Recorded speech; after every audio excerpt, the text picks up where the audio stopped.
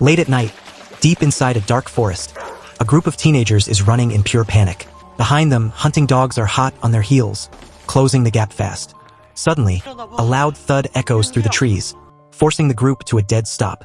They realize that Yoonjae, the boy who was trailing behind, has vanished. When they look back, they see the poor kid has fallen into a deep pit. Number 11 immediately wants to jump down and save him, but he's stopped by number 7. Number 7 argues that if they waste time saving Yoonjae, they'll all be caught by the mad dog. And you should know, the mad dog isn't an actual animal. It's the nickname of the terrifying person hunting them down.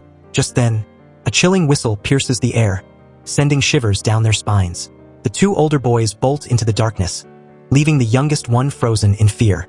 Number 11 urgently tells the young boy to run and survive at all costs, while he bravely leaps into the pit to rescue Yoonjae. The moment he reaches Yoonjae's side, the dogs arrive. Number 11 quickly covers Yoonjae's mouth as the mad dog slowly approaches. Both boys hold their breath, their bodies trembling uncontrollably.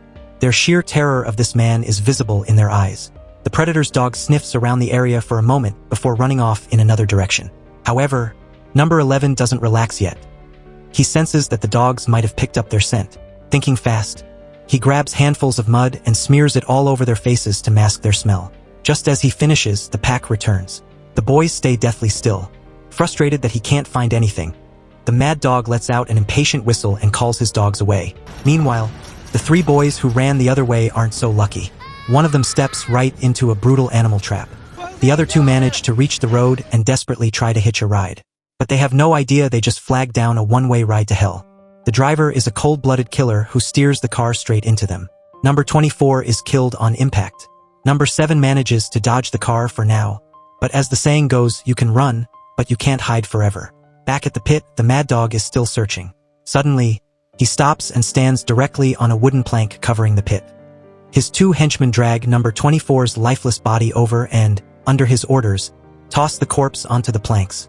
Hidden right underneath, number 11 and Yoonjae are trapped as fresh blood drips down onto their faces. One boy is shaking in horror, while the other stares back with an eerie, expressionless face. Above them, the mad dog slowly walks away. Fast forward to a rainy night in 2022. A woman is walking home alone when she hears a strange noise behind her. Looking back at the empty, silent street, a wave of fear washes over her. She tries to call her father, but before she can even dial, footsteps approach from the shadows. She looks back one last time, drops her umbrella, and runs as if her life depends on it. But it's all in vain. She was never meant to survive this night. When she wakes up, she's hooded and tied to a chair. As the sound of a whistle and approaching footsteps fill the room, her terror reaches its peak. The sound stops right behind her. She wants to ask why, but before she can utter a word, she is strangled, forced to say goodbye to this world. Her name was Baek Ji-eun. Today is January 5th, 2022. Her birthday has become her death day. Ji-eun's father loved her more than anything.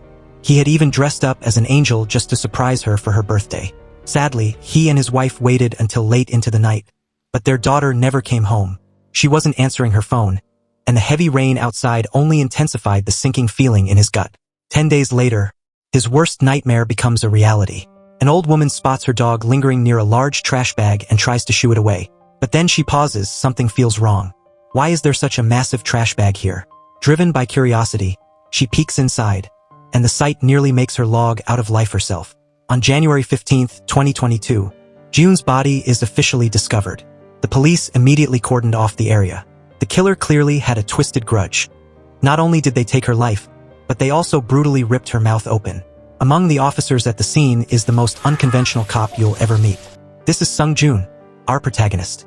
To get into the mind of the killer, he literally ties himself inside a trash bag and rolls himself down the slope, trying to perfectly simulate how the murderer disposed of the body. In the eyes of many, he's a total madman. But in reality, he's a genius-level master at solving crimes. The spot where Ji-eun's body was found was incredibly remote. There were no surveillance cameras nearby, making it the perfect dead zone for dumping a body. If it hadn't been for that dog, who knows how long she would have remained undiscovered. But Sung-joon notices something very strange. The bag was standing perfectly upright. It didn't look like it had been rolled down the slope. If this was just a simple kill and dump, why not take the easy way out and just toss it? Instead, the killer went through the grueling effort of carrying it down and meticulously posing it.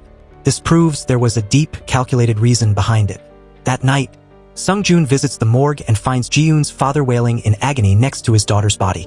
Seeing his grief, a fire ignites in Sung-joon's heart, and he vows to hunt down this twisted killer.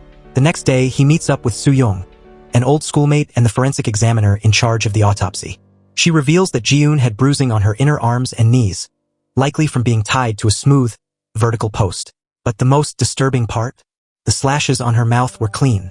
There were no hesitation marks, just one decisive, brutal cut on each side. Each wound was exactly 5 centimeters long, as if they had been measured with a ruler. The cuts were shallow, only 5 millimeters deep, showing the killer carefully avoided hitting the cheekbones or major arteries to prevent excessive bleeding. This led them to believe the weapon was a small, razor-sharp blade, likely a surgical scalpel.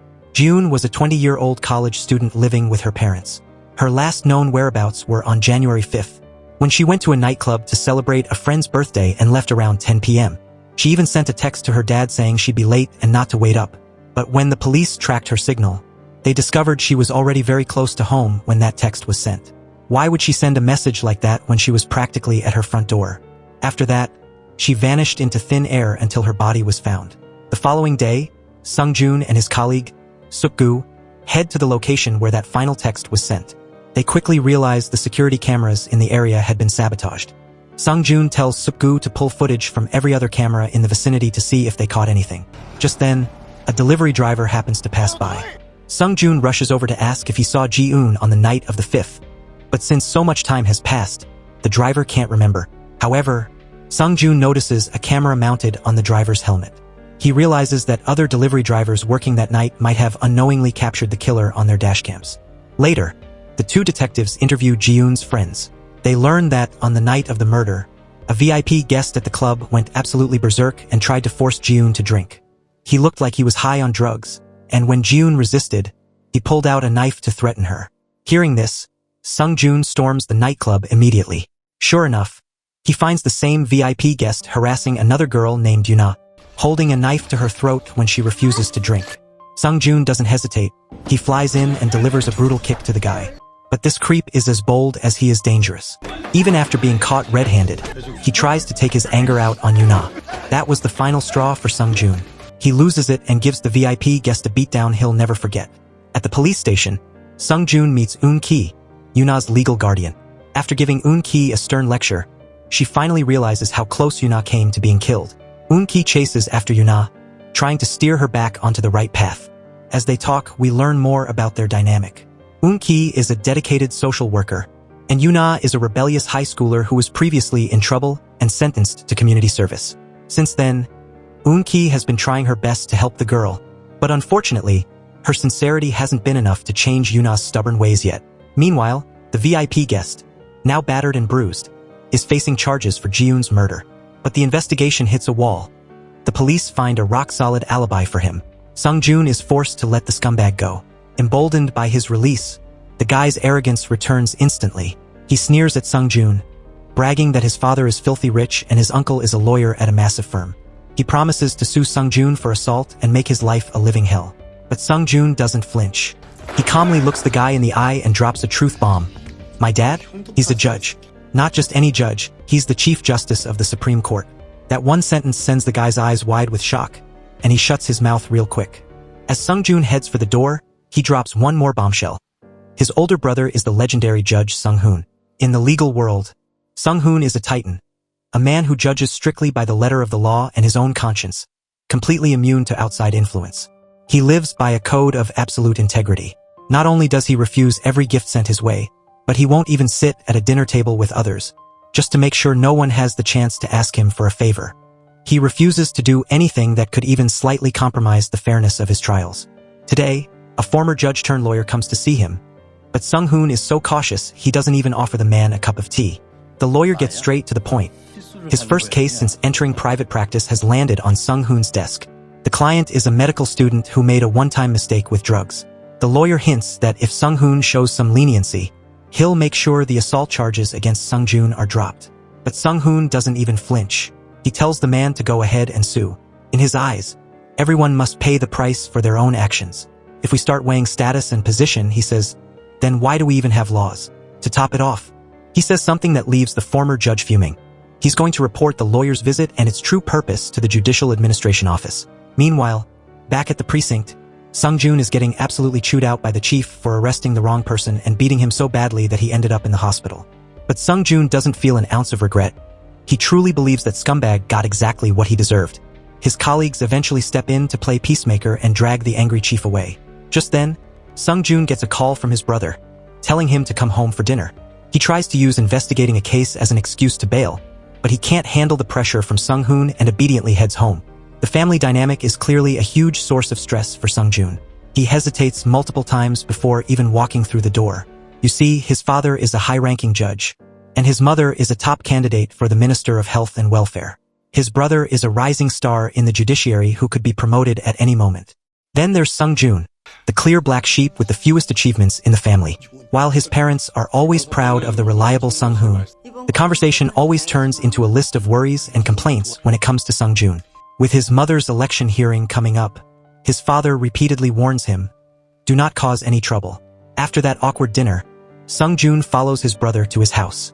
Although Sung-hoon acts indifferent about the assault incident, deep down, he's genuinely worried. Back in their school days, Sung-joon was always getting into fights, and Sung-hoon lived in constant fear that his brother might actually kill someone one day. When Sung-joon finally settled down and said he wanted to be a cop, it was a huge relief. But after this latest outburst of violence, Sung-hoon admits he's starting to question his brother's real motives for joining the force. These words leave Sung-joon lost in thought. At Ji-yoon's funeral, her elderly father, Moon-kong, is absolutely heartbroken, weeping uncontrollably. Sung-joon waits for him to compose himself before approaching to ask if Ji-yoon had any enemies. Moon-kong says that even if she had minor disagreements, no one would have a reason to do something this horrific. Sung-joon shifts his tactics, asking if anyone in Ji-yoon's circle was skilled with a blade, someone like a medical student or a chef. Moon-kong's expression flickers as if someone specific came to mind, but he quickly denies it. However, a woman named Ms. Beck chimes in, mentioning a person with the surname Jung who fits that description perfectly. Moon-kong immediately shuts her down, ending the conversation. Sensing that something is off, Sung-joon digs into Moon-kong's background. It turns out the grieving father is a former Special Forces soldier who now runs a food processing company. Suspiciously, the company's address is right near the remote area where Ji-yoon's body was found. Sung-joon heads over to check the place out. Inside, the employees are busy butchering meat. At first glance, every single one of them looks like a potential suspect, men who are experts with knives.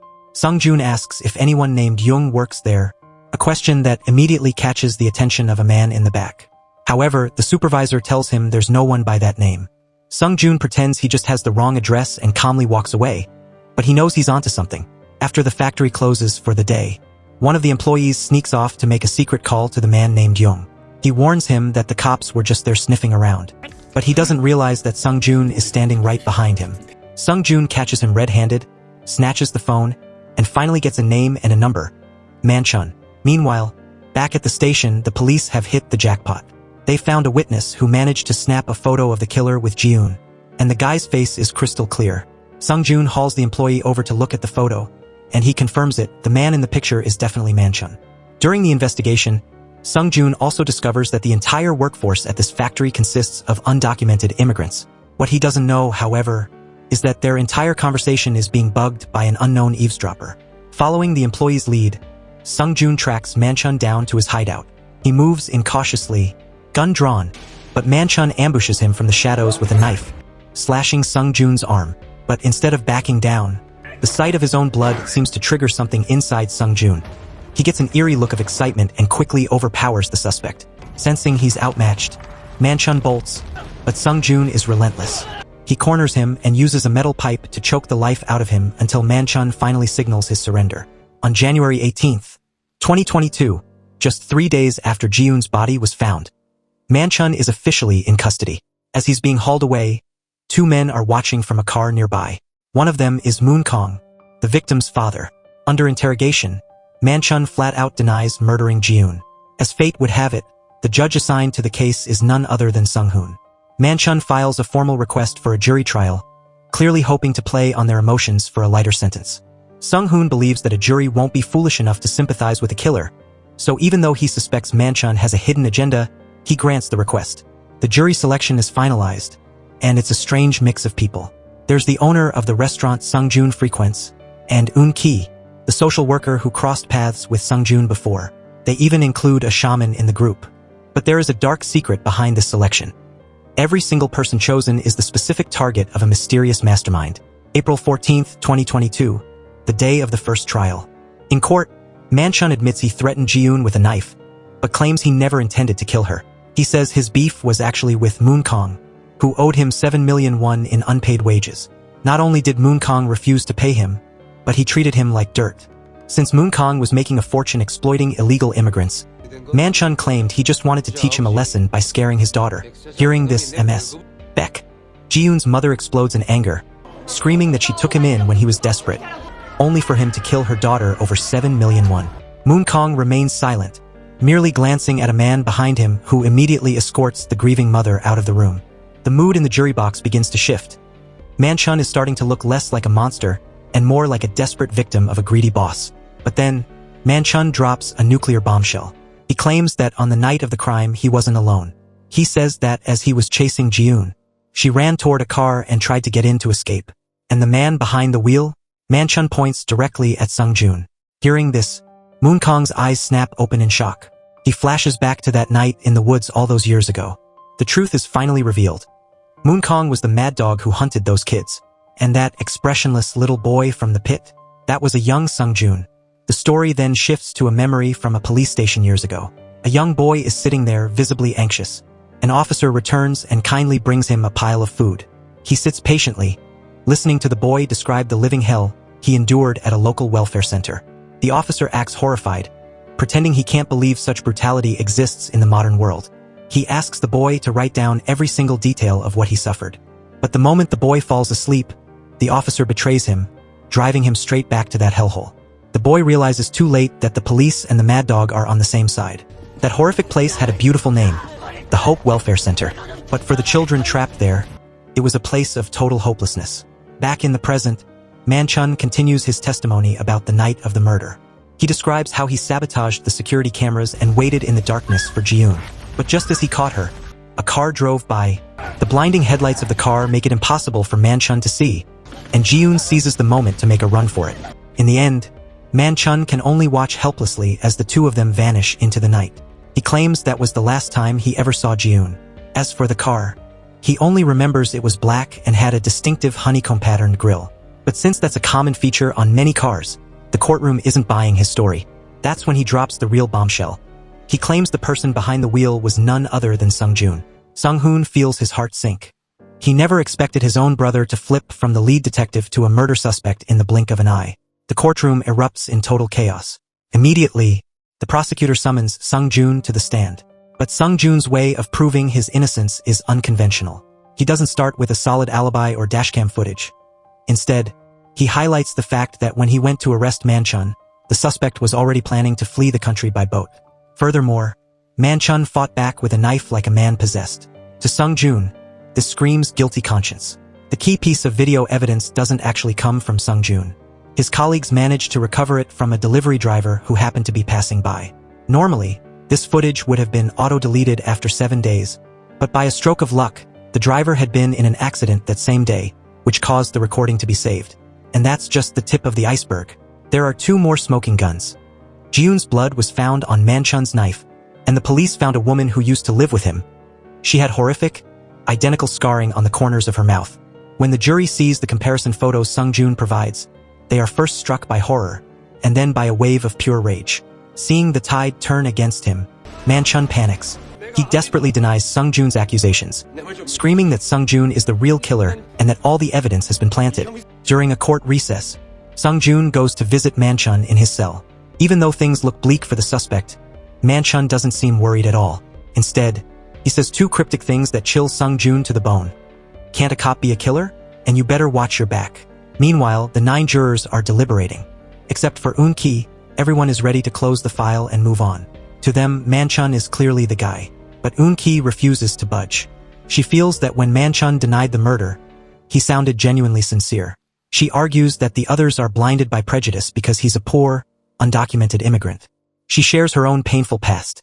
How, as a child, whenever a classmate lost money, she was always the first suspect just because she was the poor kid without a father. Her words hit home, and the room goes silent. The jury eventually agrees to re-examine every detail of the file with an open mind. While this is happening, Judge Sung-hoon is struggling. Manchun's accusations against his brother keep echoing in his head. Finally, the jury reaches a verdict and returns to the courtroom. They unanimously find Manchun guilty. Manchun loses it completely, screaming at the top of his lungs. "Why won't anyone believe me?" But the more he rants, the less respect he gets. Even his own lawyer gives up on him. At that moment, Sung-hoon delivers the final blow, a sentence of life in prison. The entire hall erupts in cheers, but Moon Kong remains stone-faced, as if the trial had nothing to do with him. Suddenly, all hell breaks loose. Manchun lunges forward, grabs a pen off the table, and stabs his lawyer straight in the neck. He then charges towards Sung-hoon, even with a sharp blade inches from his face. Sung-hoon remains eerily calm and continues to read the verdict. At the very last second, Sung-joon tackles Manchun, successfully pinning him down. Just when everyone thinks the nightmare is over, Manchun lets out a blood-curdling scream, vowing that the judge and every single juror will die for what they did today. His threat is so savage it leaves the audience trembling. Throughout the entire ordeal, Moon Kong is the only one who doesn't react, seemingly lost in his own dark thoughts. Meanwhile, back at home, Sung-joon's parents are glued to the TV, watching the news of the chaos unfold. When Kuki sees Moon Kong on TV, her reaction is suddenly very strange, as if she's seen a ghost from her past. Even though the trial has ended, Sung-hoon still can't shake a bad feeling. He's actually starting to suspect that Sung-joon might really be the killer. This breaks Sung-joon's heart. He can't believe his own brother doesn't trust him. At this point, Sung-hoon shifts the subject, telling his brother he has only one request: never, under any circumstances, sit in the defendant's chair. Meanwhile, as Manchun is being transported, he secretly pulls out a hidden scrap of paper, planning his next move. Over with the jurors, the group decides to use this opportunity to get together and get to know one another. We meet the team. First is the oldest member and jury foreman, Young Ki, a recently retired corporate executive. Then there's Chul Ho, a TV producer, In Sung, an office worker, and Chef Lee, the owner of the very restaurant they are sitting in. We also have Soon Gil, a taxi driver, Hygiene, a famous social media influencer, Kyungja, a shaman, and finally, Un Ki, the social worker. But the friendly atmosphere is shattered when juror number 5, Tae-ho, who previously said he wouldn't come, suddenly shows up. Seeing Hygiene taking photos, he snaps, lunging forward to snatch her phone. He only calms down after confirming she was taking a selfie and not a photo of him. He doesn't even apologize.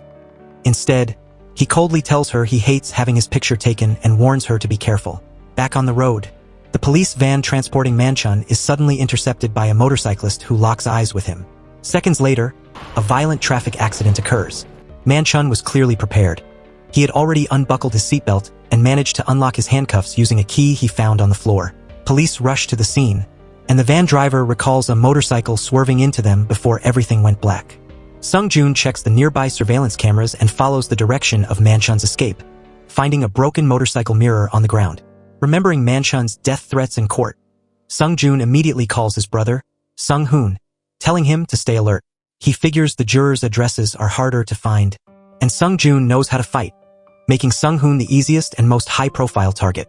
Sung-hoon claims he's fine, but he heads to his office to re-examine the Jiun case files. That's when he makes a chilling discovery. A corner of the jury contact list has been torn off.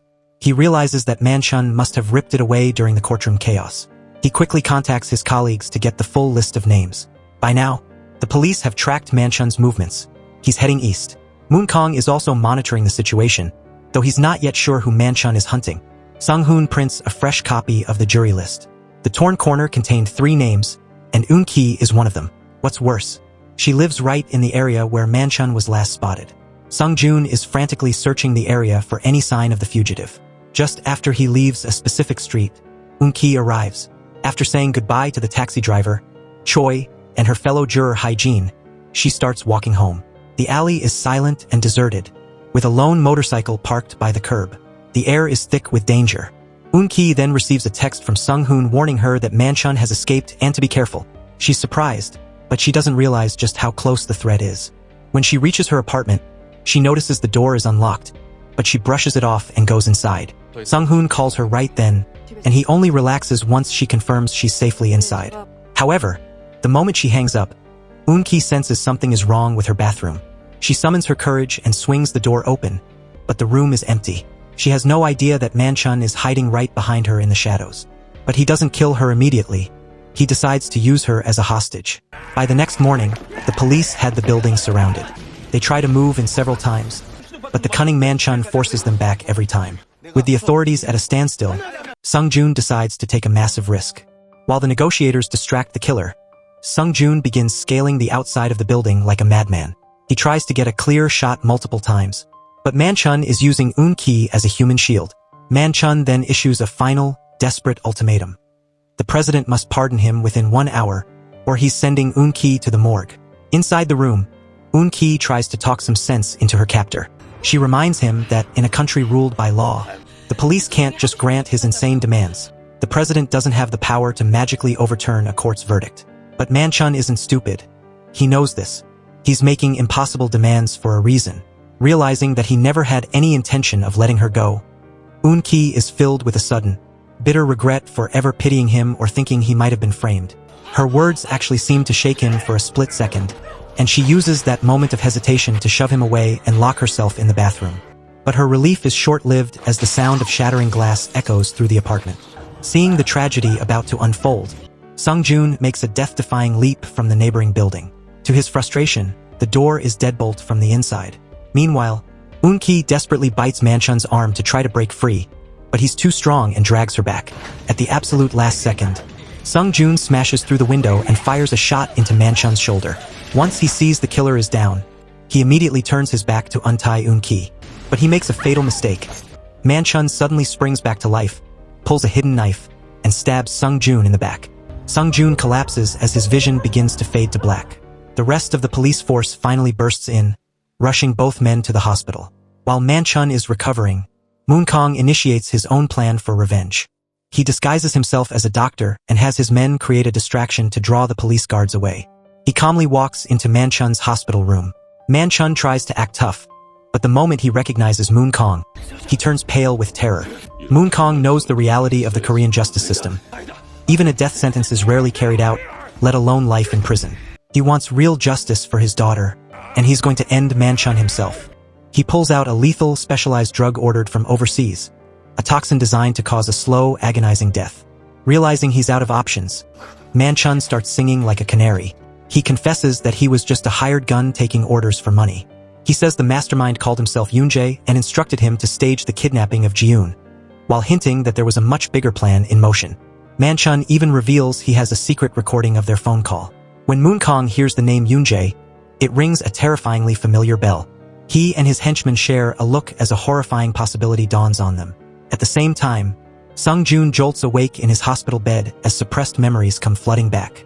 He remembers the Hope Welfare Center, a place that was supposed to be a sanctuary for children but was actually a living nightmare. There was no food, no dignity, and zero human rights. In a place that hopeless, escape was the only thing on anyone's mind. Number 11 was one of the brave ones who managed to make it all the way to a police station, only to be betrayed and handed right back to his captors. Normally, runaways were killed, but the mad dog was in a rare good mood that day. His wife, who had struggled with infertility for 10 years, had finally become pregnant. Thinking he should earn some good karma, he decided to spare Number 11's life. But the failed escape wasn't a total waste. Number 11 had spent the time outside scouting the perimeter. After hearing his new plan, 4 other boys decided to join him in a final break for freedom. One of them, Number 7, had a very distinct scar on the back of his hand. Back in the present, Sung-jun's family is gathered at his bedside, worried sick. They plead with him to resign or at least transfer to a safe desk job. But he just ignores them. Being on the front lines is his entire purpose. Later, Un-ki stops by to visit. Since she isn't family or police, the nurse won't give her his room number, but she happens to run into Sung-hoon. When she finds out the 2 men are brothers, she's floored. They don't look or act anything alike. When she finally enters Sung-jun's room, her recent trauma comes rushing back. The sight of a simple knife on the table triggers a panic attack, and Sung-jun quickly hides it, gently suggesting she seeks psychological counseling. After Un-ki leaves, Sung-hoon returns to the room. He reveals the truth about how Manchun knew who to target. During the chaos at the trial, the killer had managed to rip out the jury contact sheet. That's how he knew exactly who to threaten. Both brothers realize they've been underestimating their enemy, and the nightmare is far from over. It turns out Manchun's goal wasn't just revenge, but Moon Kong was already one step ahead of everyone. He didn't just know that someone was pulling Manchun's strings. He had already used Manchun's directions to get his hands on that secret recording. To get justice for his daughter, Moon Kong sets up a meeting with the corrupt cop who betrayed number 11 all those years ago. And here is the kicker. That cop is now the current police chief. Moon Kong demands that the chief find Yoon-jae, the youngest of the 5 kids who escaped the center. In the recording Moon Kong recovered, a man claiming to be Yoon-jae offered Manchun a massive payday to play the role of Ji-yoon's killer, while Yoon-jae himself would actually commit the murder. The chief tries to brush it off, arguing that a single recording isn't enough to prove anything, essentially telling Moon Kong he doesn't want to get involved. But Moon Kong isn't playing games. He brings up a dark secret from 20 years ago, the fact that the chief raped a young girl at that very welfare center. With his life's work on the line, the chief is forced to submit. Moon Kong tells him that Ji-yoon was the most precious person in his life, then leans in with a chilling question. So, Chief, who is the person you value most? Suddenly, that same haunting whistle echoes at a local kindergarten. A little boy has been targeted. The chief rushes to the school, panicking, but he's a second too late. His grandson, Min-ho, has vanished. Thankfully, it was only a warning. Min-ho is found safe, but he hands the chief a black bag, saying a man named Joker gave it to him. Inside are yogurt and bread, the exact same items the chief gave to number 11 before betraying him decades ago. Terrified, the chief tries to call his daughter, Hygiene, but can't get through. Little Min-ho innocently tells him his mom went to plant cherries, a phrase that sounds like a death knell to the chief's ears. Meanwhile, Sung-hoon is connecting the dots. Out of the 3 jurors whose info was stolen, only Hygiene is unreachable. He realizes that the attack on Eun-ki was just a smokescreen. The real target was always Hygiene. On the same night Eun-ki was snatched, Hygiene was also ambushed. Sung-hoon had called her that night, but she couldn't answer because she was being knocked unconscious and dragged away. She fought like a tiger, losing a fake nail in the struggle, but she was eventually overpowered and imprisoned. She's been missing for 3 days, and while the chief is frantically searching, he finally finds her, but it's too late. She's dead. Her murder is a carbon copy of Ji-yoon's. Her mouth has been brutally carved into a clown smile. The news reaches Sung-joon via Suk-hee, and he watches as the chief suffers the same agonizing grief that Moon Kong did, a father outliving his child. Sung-joon immediately checks the autopsy results. The bruises on her limbs and the scars on her mouth are identical to Ji-yoon's. She died of suffocation with no signs of sexual assault. But there's one major difference. Hygiene was brutally beaten before she died. It seems she was much harder to control than Ji-yoon, forcing the killer to use extreme violence to break her. This raises a massive question. If Manchun killed Ji-yoon, then who killed Hygiene? Manchun was busy holding Eun-ki hostage at the time.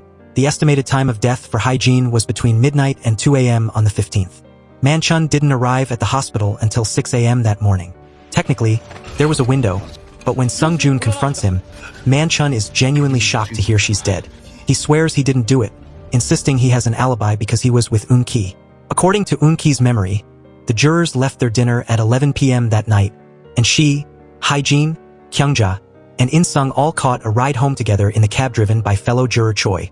Eun-ki recalls receiving a text message from Sung-hoon at exactly 11:42 p.m. Just 8 minutes later, at 11:50 p.m., Manchun grabbed her. He remained with her throughout the entire night and, surprisingly, didn't leave her side or do anything excessive to her. Eun-ki's testimony effectively clears Manchun of the new murder, forcing the police to look at a terrifying new possibility, a copycat killer. But for someone to mimic the original murder so perfectly, they would need intimate knowledge of the case. That means the suspect is likely a prosecutor, a cop, a forensic expert, or most likely one of the jurors.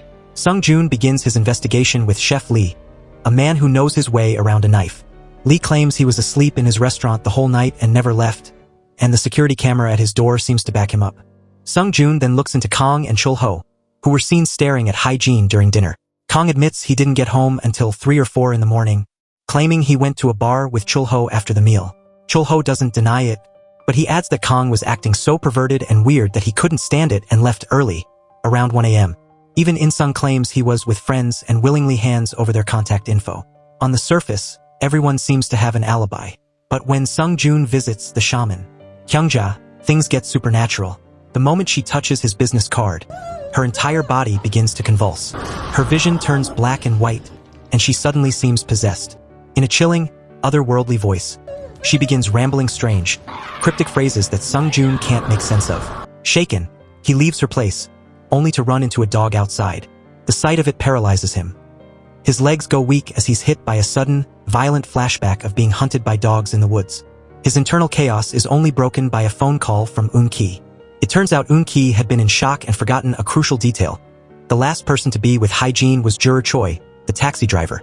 That night, Choi was fuming after a motorcycle cut him off, and he went on a misogynistic rant, screaming that women who dress like that in the middle of the night deserve to be shot. His eyes were shifty and made the women in the back feel extremely unsafe. They were so scared they didn't want to be left alone with him, but eventually, Eun-ki gave in and let him drop her off first. Sung Joon immediately tracks down Choi and finds a black raincoat in his trunk. As for the dashcam footage, Choi conveniently claims it was stolen. He says he dropped Hae-jin off at a park because she said she was meeting someone. Sung Joon then notices a spider tattoo on Choi's arm. Choi shrugs it off, saying he got it when he was young and was too lazy to get it removed. Meanwhile, Sung Hoon is conducting his own shadow investigation. He doesn't buy the copycat theory for a second. He's convinced the person who killed June and Hae-jin is the same man. He realizes he may have sentenced Manchun to life in prison partly to protect his brother. But now that there's a second victim, he needs the truth. Sung Hoon visits Manchun in prison and makes him an offer. Tell the truth about that night, and he'll find a way to vacate the life sentence. Manchun is tempted. He admits he saw the killer that night, but says he couldn't see the face clearly because of the headlights. As for why he framed Sung Joon, he tells the judge he'll have to figure that out for himself. Later that night, while Sung Joon appears to be asleep, Sung Hoon sneaks over and takes his brother's car keys. He doesn't realize that Sung Joon is actually wide awake, watching him with a look in his eyes that is truly terrifying. Is there a monster hiding behind the hero's badge? Sung Hoon searches his brother's car for clues, and his heart stops when he finds an earring. He rushes back to the office to check the evidence files. It matches the description of the earring June lost on the night she was taken. Back at the hospital, the atmosphere is dark. Sung Joon is sitting alone, playing with the lights, his expression cold and brooding. He reaches into his pocket and pulls out a single, fake fingernail. It's the one Hae-jin lost during her desperate struggle for her life. At the Hope Welfare Center, there was no such thing as hope. Children who should have been in school were forced into grueling slave labor. Their bodies were growing, but they were never given enough food to survive. In a hellhole like that, there are only two paths: stay and suffer, or try to escape and risk your life. It's the kind of childhood trauma that takes a lifetime to heal, if you even make it out alive. Fast forward to the present, where the police chief is making a gut-wrenching announcement to the media about the death of his own daughter, Hae-jin. The MO is a carbon copy of Jiun's murder, but since Manchun has an airtight alibi for that night, the police are officially labeling this as the work of a copycat killer. Meanwhile, Sung Joon is narrowing the field. Out of all the jurors without an alibi for the night of the murder, only two remain. Juror Choi, the taxi driver who was the last to see her, and Tae-ho, the guy who had a heated run-in with her earlier that night. The investigation takes a dark turn when the police discover that Juror Choi and Moon-kong, Jiun's father, actually served in the same military unit. These two are old acquaintances. Sung Hoon also steps in to help, using the text messages he sent the night of the murder to track everyone's locations. He sent those texts between 11 p.m. and 1 a.m., the exact window of Hae-jin's death. By pinging their phones, he can pinpoint exactly who was where. Interestingly, Sung Hoon keeps the earring he found a secret and instead tests his brother, asking where he was that night. Sung Joon claims he was in the Eastern District, hunting for Manchun. Sung Joon then confronts Moon-kong after noticing he has the same spider tattoo as Juror Choi. Moon-kong plays it cool, explaining he used to run a security firm where all the employees got matching tattoos, and Choi was just one of his guys. But Moon-kong is hiding a massive secret. He flashes back to the day of the trial when Juror Choi pulled him aside to deliver a chilling update. Choi claimed he spotted someone he recognized from the welfare center all those years ago. He wasn't 100% sure yet, but he promised to tell Moon-kong as soon as he confirmed it. Of course, Moon-kong doesn't breathe a word of this to Sung Joon. He tells the detective he wasn't paying attention to the jurors because he was distracted by grief. Sung Joon catches him in a lie immediately. If they have matching tattoos and a shared history, why didn't they even acknowledge each other?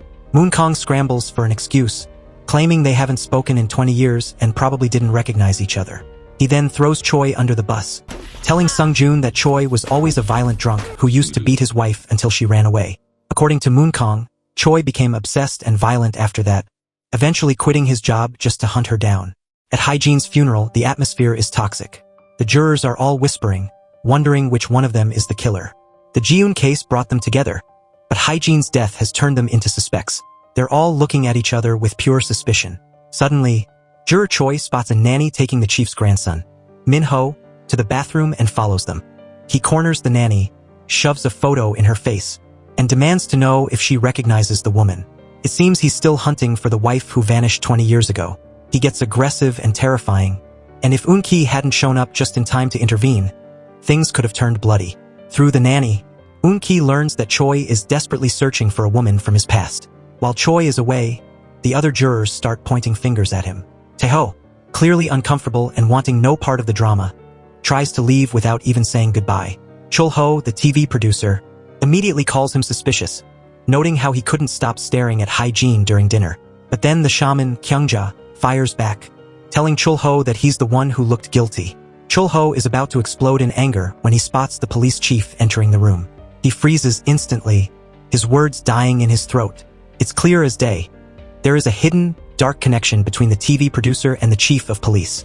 The police chief is already drowning in the agony of losing his daughter, but things are about to get much worse.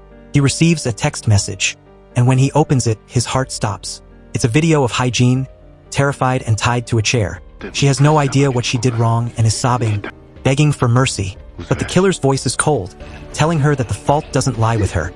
It lies with her father. The video then shows the brutal process of how she died. It is pure psychological torture, like rubbing salt into an open wound. The chief can barely breathe. He returns to the funeral looking like a walking corpse, a hollow shell of a man. As he stands there, he spots a necklace around Sung-jun's neck. Something about it feels familiar. He racks his brain until it clicks. Over 20 years ago at the welfare center, Yoon-jae wore a necklace exactly like that. A terrifying thought crosses his mind.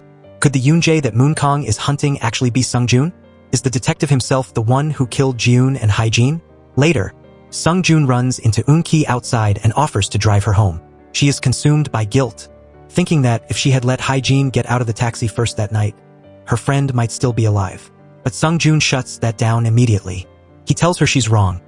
Manchun was already in her house, using her as a human shield to create a perfect alibi. It didn't matter who got out of the taxi first. Hye-jin was the target from the very beginning. The next day, the chief digs into Sung-jun's official records.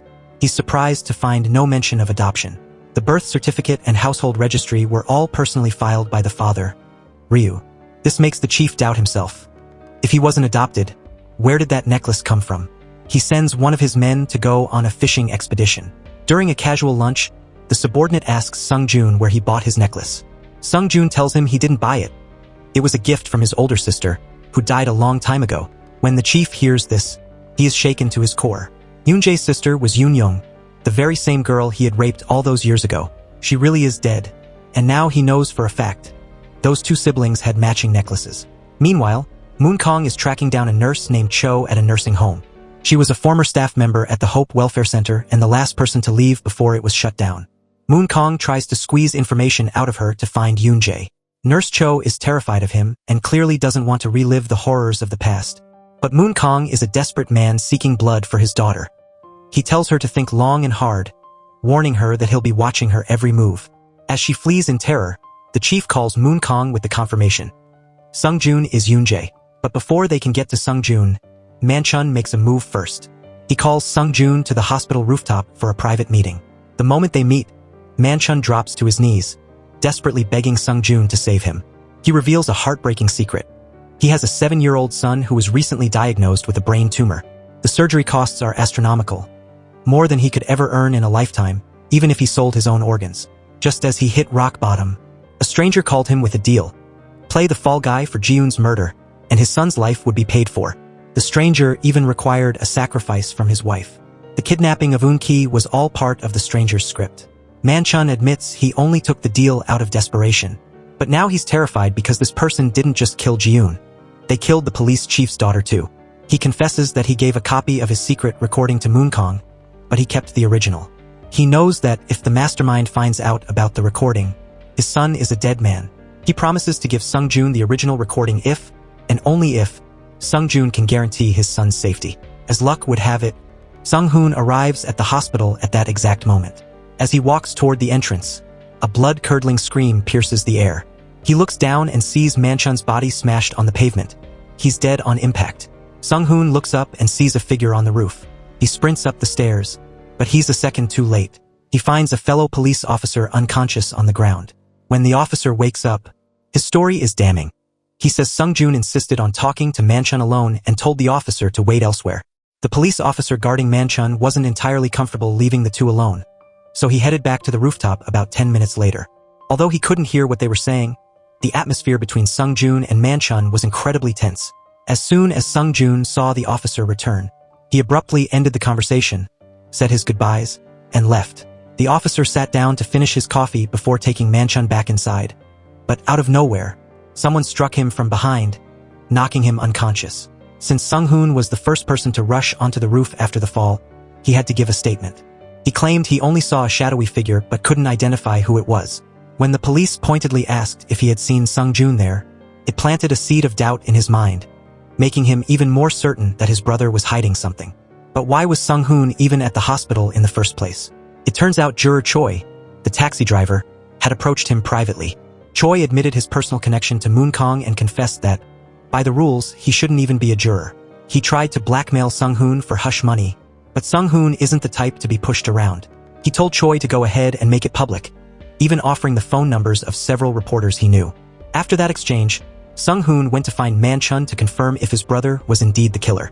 Of course, he couldn't tell the police the truth, so he lied and said he was just there to discuss Manchun's appeal. Now, Sung-joon has become the prime suspect. His colleagues are frantically calling him, but he's completely off the grid. Meanwhile, the mastermind finds Manchun's wife and son at their home. The police track Sung-joon's phone signal to a motel, but when they burst into the room, they are met with a horrific sight. Manchun's wife is dead, and Sung-joon is standing right over her, holding the bloody knife. Looking into the barrels of his colleagues' guns, Sung-joon realizes that no matter what he says, no one will believe him.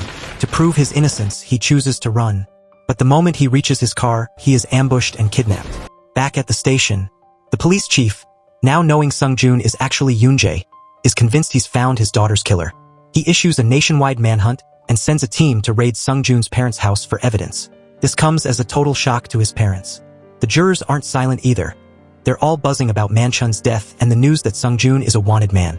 Sung-hoon goes to his brother's room to look for clues. Since the two brothers live together and not with their parents, he's confused as to why the police are searching his father's house. When his parents arrive, they beg him to find Sung-joon and figure out what's going on so they can form a plan. But Sung-hoon doesn't even know where his brother hangs out or who his close friends are. He looks at his parents and asks a chilling question. Did you two really not know that a day like this would come? Meanwhile, Sung-joon wakes up to the sound of that familiar, haunting whistle. His kidnappers are none other than Moon-kong and his goons. Moon-kong recognizes the necklace around Sung-joon's neck, confirming his suspicion that this is the boy from the woods. He yells at Sung-joon, saying if he wanted revenge for what happened 20 years ago, he should have come for him. Why did he have to kill his innocent daughter? Sung-joon looks genuinely confused, as if he has no idea what Moon-kong is talking about. But Moon-kong doesn't care about explanations. He just wants Sung-joon dead, seeing the blade inches from his face. Sung-joon finds a burst of strength, fights off the goons, and bolts for the exit. He's chased to the edge of a steep cliff, surrounded by Moon-kong's men. The situation is a terrifying echo of his childhood. But this time, Sung-joon stares them down and declares, "I'm not going to be the prey anymore." With that, he throws himself off the mountain, tumbling down the rocky slope. He eventually passes out at the bottom, battered and bleeding. When he finally regains consciousness, he stumbles toward a phone booth, his body covered in wounds. The news of his manhunt is exploding everywhere, and even photos of his family are being broadcast. Seeing Sung-joon's father, Il-ho, on the screen triggers a memory for Eun-ki. She met him 10 years ago. Back then, she had been falsely accused of theft and bullied by her classmates. When she fought back, she was the one sued and taken to court. She had stood her ground defiantly, but Il-ho, acting as the judge, showed her zero empathy. He looked down at her and coldly told her that she should just apologize first. Back then, Eun-ki was the kind of girl who would rather rot in a juvenile detention center than bow her head to a bully. So, when Judge Il-ho spoke up, she fully expected a lecture. Instead, he shocked everyone by saying it wasn't Eun-ki who needed to apologize. It was her friend. She was completely baffled. This man didn't know her from a hole in the wall, so why was he protecting her? She grew suspicious, thinking he must have an ulterior motive. After all, she had no money and no connections. All she had was her body. When Il-ho realized what she was thinking, he was left completely speechless. He told her plainly that he was just doing his job, enforcing the law fairly and making sure justice was served. Eun-ki couldn't believe it. She didn't think people that good actually existed in modern society. Destiny really is a wild thing. El-ho saved her life back then, and now his son, Sung-joon, has saved her once again. She feels like she can never truly repay this family for their kindness. Meanwhile, a battered Sung-joon reaches a phone booth. He's about to call the police, but then reality hits him. He's a wanted man. With his back against the wall, he makes a desperate call to Eun-ki for help. Without a second of hesitation, she agrees. She speeds to the phone booth, but just as she gets Sung-joon into the car, Moon-kong and his goons pull up. Moon-kong, acting like a predator, checks the front seats and sees they're empty, but he notices someone in the back. He pulls out a knife and flings the door open, but instead of finding Sung-joon, he finds Eun-ki. She's putting on an Oscar-worthy performance, pretending to be a messy drunk waiting for a designated driver. Moon-kong buys the act and moves on to continue his search. They manage to dodge a bullet, but back at the Ryu household, a different storm is brewing. Because of Sung-joon's scandal, a wave of public outrage is crashing down on his mother, Koo-ki. Netizens are demanding that her appointment as the Minister of Health and Welfare be cancelled immediately. The pressure on the older brother, Sung-hoon, is just as intense. The public is crucifying him, accusing him of protecting his killer brother while throwing an innocent man like Manchun in prison. Protesters are literally lining the streets demanding his resignation. Under the crushing weight of public opinion, the higher-ups decide to put Sung-hoon on a forced leave of absence. To make matters worse, a gift arrives for Sung-hoon, a knife with a note attached, claiming to be from Manchun. The note calls him a cold-blooded murderer who sentences innocent people to die. Moon-kong is fuming that Sung-joon slipped through his fingers, and the police chief is just as agitated. The chief warns Moon-kong to back off, saying his interference is only making things worse, and promises to notify him the second Sung-joon resurfaces. After the chief leaves, Moon-kong and his right-hand man analyze the escape route. They suspect Sung-joon hitched a ride with a passing car. Suddenly, Moon-kong remembers seeing a car with the logo of Eun-ki's Children's Welfare Center. At that very moment, Eun-ki is playing nurse, taking care of Sung-joon's wounds with total devotion. Meanwhile, the jurors have gathered at Chef Lee's restaurant. While Eun-ki is there to gather intel, everyone else is starting to look suspicious, especially In-sung, who shares the same surname as the mysterious Yoon-jae. During the meeting, the shaman Kyung-ja mutters something chilling. She claims she accidentally peeked into Sung-joon's childhood memories and saw a little boy trembling in pure terror in front of a giant dog. The public obsession with Sung-joon's case is putting massive pressure on the police. CCTV footage has placed Sung-joon at the scene of both Manchun's death and the murder of his wife and son. In the eyes of the law, he's the prime suspect for everything, including the original murder of Jiun. Sung-joon's colleagues are tortured by the situation. They want to defend him, but they lack a single shred of evidence to clear his name. Sung-joon has become public enemy number one. After keeping him tied up for his own safety all night, Eun-ki finally decides to trust him and unties him. He borrows her phone to check the news, and his face turns ghost white. He had no idea Manchun's little son was dead. He frantically calls his partner, Suk-gu, to confirm the news and learns the boy died of suffocation. Just then, the hostile detective Chong-wook walks in and snatches the phone from Suk-gu. Thinking fast, Suk-gu lies and says he was just talking to his new girlfriend. When Chong-wook calls the number back to check, Eun-ki answers, successfully throwing him off the scent. On the other end of the line, Sung-joon is devastated. He clearly remembers that Manchun's son was still alive and breathing when he left the motel. He realizes someone must have followed him in to finish the job. Meanwhile, Chong-wook and Suk-gu are now secretly tailing the brother, Sung-hoon, waiting for the moment he leads them straight to Sung-joon. Soo-young takes a long look at the forensic reports, and the evidence against Sung-joon is overwhelming. They found his fingerprints all over the weapon used to kill Manchun's wife, and even more damning, his hair was found on the clothes of the suffocated child. But for a veteran detective like Sung-joon, this is actually the most suspicious part. No matter how impulsive he can be, he knows the system inside and out. He's more than capable of committing a perfect crime, so why would he leave behind such obvious, rookie mistakes? Then there's the button. At the scene where Manchun fell to his death, investigators found a single button, again, with Sung-joon's fingerprints on it. This triggers a memory for Sung-hoon. He remembers his brother mentioning that a button on his sleeve was about to fall off. In his mind, Sung-hoon begins to visualize a horrific scenario. A violent struggle between the two brothers on that rooftop, with the button being ripped away as Sung-joon shoved Manchun over the edge. That night, Sung-joon is trapped in a recurring nightmare. He's back in those dark woods, being hunted by those vicious dogs and that faceless predator. In his sleep, he's frantically whispering, "Go! Run away! Move faster!" Watching him suffer, Eun-ki's heart breaks. She can only wonder what kind of hellish past this man is trying to run from. While Sung-joon is recovering, Eun-ki gets a call from Yuna's school. She hasn't shown up for days. Yuna is even more of a rebel than Eun-ki was at her age, spending her nights out partying, completely unaware that she's being stalked by Juror Choi. The taxi driver is still fuming about that motorcycle incident and wants to settle the score. Just as Yuna is about to head out, Eun-ki catches her. She tries to give the girl a reality check, telling her that getting expelled isn't the scariest thing in the world. The scariest thing is being truly helpless with no one left to turn to. But Yuna isn't interested in a life lesson. She pulls her hand away and disappears into the night. Back at the hideout, Sung-joon wakes up, his mind a mess of confusing dreams. He doesn't even know Moon-kong.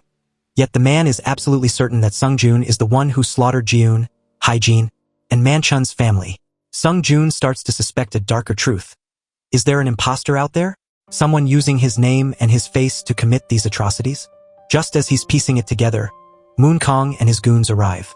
Sung-joon manages to hide just in time as they burst in. Eun-ki arrives seconds later and finds Moon-kong in her home. He pulls a knife, threatening her so he can search the place. Sung-joon is coiled like a spring, ready to leap out and fight, but Eun-ki keeps her cool. She threatens to call the police immediately, and after his men find nothing, Moon-kong, no longer the mad dog who acts without thinking, decides to retreat to avoid a scene. After the thugs leave, Eun-ki learns the full story. Moon-kong is Jiun's father, and he's on a personal crusade to end Sung-joon's life. Knowing the danger is only going to escalate, Sung-joon decides he has to leave to protect Eun-ki. But where can a wanted man go? He finally opens up to her about his past. He reveals he's just the adopted son of his high-profile parents. They only kept him because they feared a scandal, and they've regretted bringing him into their home ever since he started getting into trouble. And his brother, Sung-hoon? He's a man who lives and breathes the letter of the law. If he finds out where Sung-joon is, he'll turn him over to the police without a second thought. Eun-ki encourages him to take a leap of faith and trust his brother one last time. Despite his doubts, Sung-joon writes a letter asking for a secret meeting at 7 p.m. and has Eun-ki deliver it. But Sung-joon was right. The moment Sung-hoon gets the letter, he betrays his brother, handing it over to the police and helping them set up a massive ambush. Thankfully, Sung-joon's partners at the precinct still believe in his innocence. During the sting operation, they purposely fumble the mission. One detective accidentally drops his phone, while another accidentally blares his horn to warn Sung-joon. They even look the other way to give him a window to escape. Sung-joon drags his exhausted, wounded body back into the shadows. He expected his brother to betray him, but that doesn't make the pain of it any easier to swallow. Just when things look their bleakest, Eun-ki returns, and she isn't alone. She's brought Sung-hoon with her. It turns out that when Sung-hoon handed that note to the police, it was all a brilliant ruse. He had given Eun-ki a separate set of instructions to coordinate their real move. He was the one who lured Moon-kong's goons away, creating the perfect window for Sung-joon to escape the ambush. Now, the brothers are finally face to face. Sung-hoon shows him the case files and demands an explanation. Sung-joon admits the button found at the scene is definitely his, but he has no idea when it fell off. He also can't explain why his fingerprints were on the murder weapon, but he swears on his life that he didn't kill anyone. He tells his brother exactly what happened. Manchun had lured him to the rooftop, confessed he was just a hired hand, and gave him the address of the motel where his family was hiding, claiming the secret recording was stashed there. But when Sung-joon arrived, the wife was already dead. He managed to pull the son out of the bathtub just as Detective Chong-wook burst in. Sung-joon tried to explain, but Chong-wook didn't give him a chance and opened fire, forcing him to run. To make matters worse, the moment he stepped outside, he was snatched by Moon-kong and brutally tortured. He even reveals his fresh wounds to prove it. Seeing the physical evidence of his brother's suffering, Sung-hoon finally softens. He promises to help clear Sung-joon's name, but on one condition. From now on, Sung-joon must report every single move he makes. After Sung-hoon leaves, Sung-joon dives into the case files, lost in thought. The next morning, his mother, Koo-ki, is dealing with her own nightmare. Privately, she's furious that her adopted son's scandal is trashing her political career. But in front of the cameras, she's a masterpiece of PR. She plays the devoted mother to perfection, reminding the media that Sung-joon just saved Eun-ki from a killer. She declares that she believes in her son's innocence and sees no reason to step down from her cabinet nomination until the truth comes out. That evening, Sung-hoon meets his brother with a survival kit, fresh clothes, car keys, cash, and a burner phone for secret communication. They decide to hunt for the only piece of evidence that can blow the case wide open: Manchun's secret recording. They split up. Sung-hoon lures Moon Kong out of the house, while Sung-joon sneaks inside to find the file. But before he can find it, Moon Kong returns unexpectedly. Sung-joon barely manages to vanish into the shadows. When Moon Kong finds the recording missing and sees his wife's increasingly erratic behavior, he snaps. In a fit of blind rage, he smashes Ji-yoon's birthday cake. His wife tries to stop him, but in the struggle, she trips and slams her head against the corner of a table. She dies instantly, blood pooling on the floor. Moon Kong, now completely unhinged, hides his wife's body in the refrigerator, shifting all of his murderous hatred onto Sung-joon. But here's the problem. Sung-joon doesn't have the recording. The real killer was one step ahead and got to it first. With that lead dead, the brothers have to find another way. Sung-hoon reveals a clue the police missed. On the night Manchun died, he spotted a drone flying over the rooftop. If he can find the owner, he might have footage of the actual killer. Meanwhile, Juror Choi, the taxi driver, is still on the prowl. He intercepts a drunk Yuna outside a nightclub and drives her deep into the forest. Wearing a black hooded raincoat, he drags her out of the car. Yuna manages to call Eun-ki for help while his back is turned, but Choi snatches the phone before she can say where she is. Eun-ki calls the cops immediately, and luckily, Yuna is found alive and rushed to the hospital. She's too intoxicated to remember his face, but she remembers one thing vividly: a spider tattoo on his arm. At the same time, Moon Kong finds Juror Choi and tells him the truth, that Sung-joon is actually Yoon-jae. Choi is stunned. He realizes the child he recognized in court wasn't Yoon-jae at all, but rather number 7, the boy with the distinctive burn scar on his hand. Seizing the opportunity, Choi calls the real number 7 and begins blackening him, demanding hush money to keep his identity a secret. Back at the hideout, Sung-joon looks at the report of Yuna's injuries. He recognizes the spider tattoo. It belongs to Choi. He knows Choi has a history of domestic abuse and a twisted obsession with targeting women alone at night. The way Yuna was attacked is a chilling match to how Hae-jin was killed. The plot thickens when Yuna reveals a crucial detail: the killer was wounded during the struggle. Sung-joon immediately assumes this injury was a parting gift from Hae-jin, fighting for her life. He realizes that if they can find Juror Choi's DNA on Hae-jin's body, it's game over for the taxi driver. Before he was framed and forced into hiding, Sung-joon had actually recovered Hae-jin's broken fake fingernails and handed them over to the forensic expert, Soo-young. But because he's been busy dodging the law, he hasn't been able to get the results until now. He sneaks in to see Soo-young, and the results are a bombshell. The DNA under the nails belongs to an unidentified male. While it doesn't give them a name yet, it's the smoking gun that proves Sung-joon is 100% innocent. However, the corrupt Detective Chong-wook gets to the report first and hands it straight to the police chief. When the chief sees the evidence, he realizes the man who killed his daughter might not be the Yoon-jae he's been hunting. But instead of seeking the truth, he orders Chong-wook to bury the report and tell no one. Poor Sung-joon has no idea the system is rigged against him. Wearing a motorcycle helmet to hide his face, he meets up with his partner, Suk-gu, and finally gets his hands on the records. When he learns that the chief is suppressing the DNA evidence, his blood boils. Sung-joon dives back into the data, specifically the GPS pings from the jurors' cell phones during the window of Hae-jin's murder. The data doesn't lie. Juror Choi was the only person at the park at the exact time she was killed. This solidifies it in Sung-joon's mind: Choi is the killer. Meanwhile, Juror Kong is busy hosting a gathering for the other jurors to hand out invitations for his daughter's wedding. Most of them show up, though In-sung is fashionably late. The only ones missing: the murdered Hae-jin, the prime suspect Choi, and the mysterious Tae-ho. While the jurors are socializing, Sung-joon is pulling off a risky solo mission. He sneaks into Juror Choi's house, hoping to swipe a toothbrush for a DNA comparison. But the moment he enters, he finds Choi sprawled on the floor, unconscious after a brutal attack. Just then, Choi's phone rings. It's In-sung, calling to ask why Choi ditched the wedding invitation party. Sung-joon stays silent, not wanting to blow his cover. Suddenly, the police arrive at the house. Sensing a trap, Sung-joon makes a run for it. When the officers enter, they find that Choi is barely clinging to life. When Sung-joon reunites with his brother and tells him what happened, Sung-hoon explodes. He calls Sung-joon selfish and reckless, accusing him of making things worse for everyone. But Sung-joon fires back, revealing that Detective Chong-wook is actively hiding the forensic evidence that clears him. He explains his theory. Choi was the only one at the crime scene, and he only went there to get DNA proof. He admits he didn't see who attacked Choi because he was in a hurry, but he managed to snag Choi's phone before fleeing. And on that phone, He found a hidden recording. Turns out Juror Choi was smarter than he looked. He had anticipated a confrontation and hit record before his attacker arrived. The audio captures a chilling conversation between Choi and a person identified as number 7. Choi had recognized number 7 in the courtroom by the sheer hatred in his eyes. When he looked at Moon Kong, and by a distinct burn scar on the back of his hand. Number 7 claimed he was there to avenge number 24, the boy who died during the escape years ago. But in the recording, Choi mocks him, calling him a total hypocrite. Choi reveals a shocking truth. Back in the woods, it was actually number 7 who snitched on the group, which is what led to number 24's death. Enraged, number 7 beat Choi into a coma. The two brothers begin to analyze the courtroom seating chart. Choi sat in an elevated position, meaning he would have had a clear view of everyone's hands. By eliminating the women and the elderly, the list of suspects is narrowed down significantly, but it's still a wide net. However, they realize the killer is definitely someone who was in that courtroom.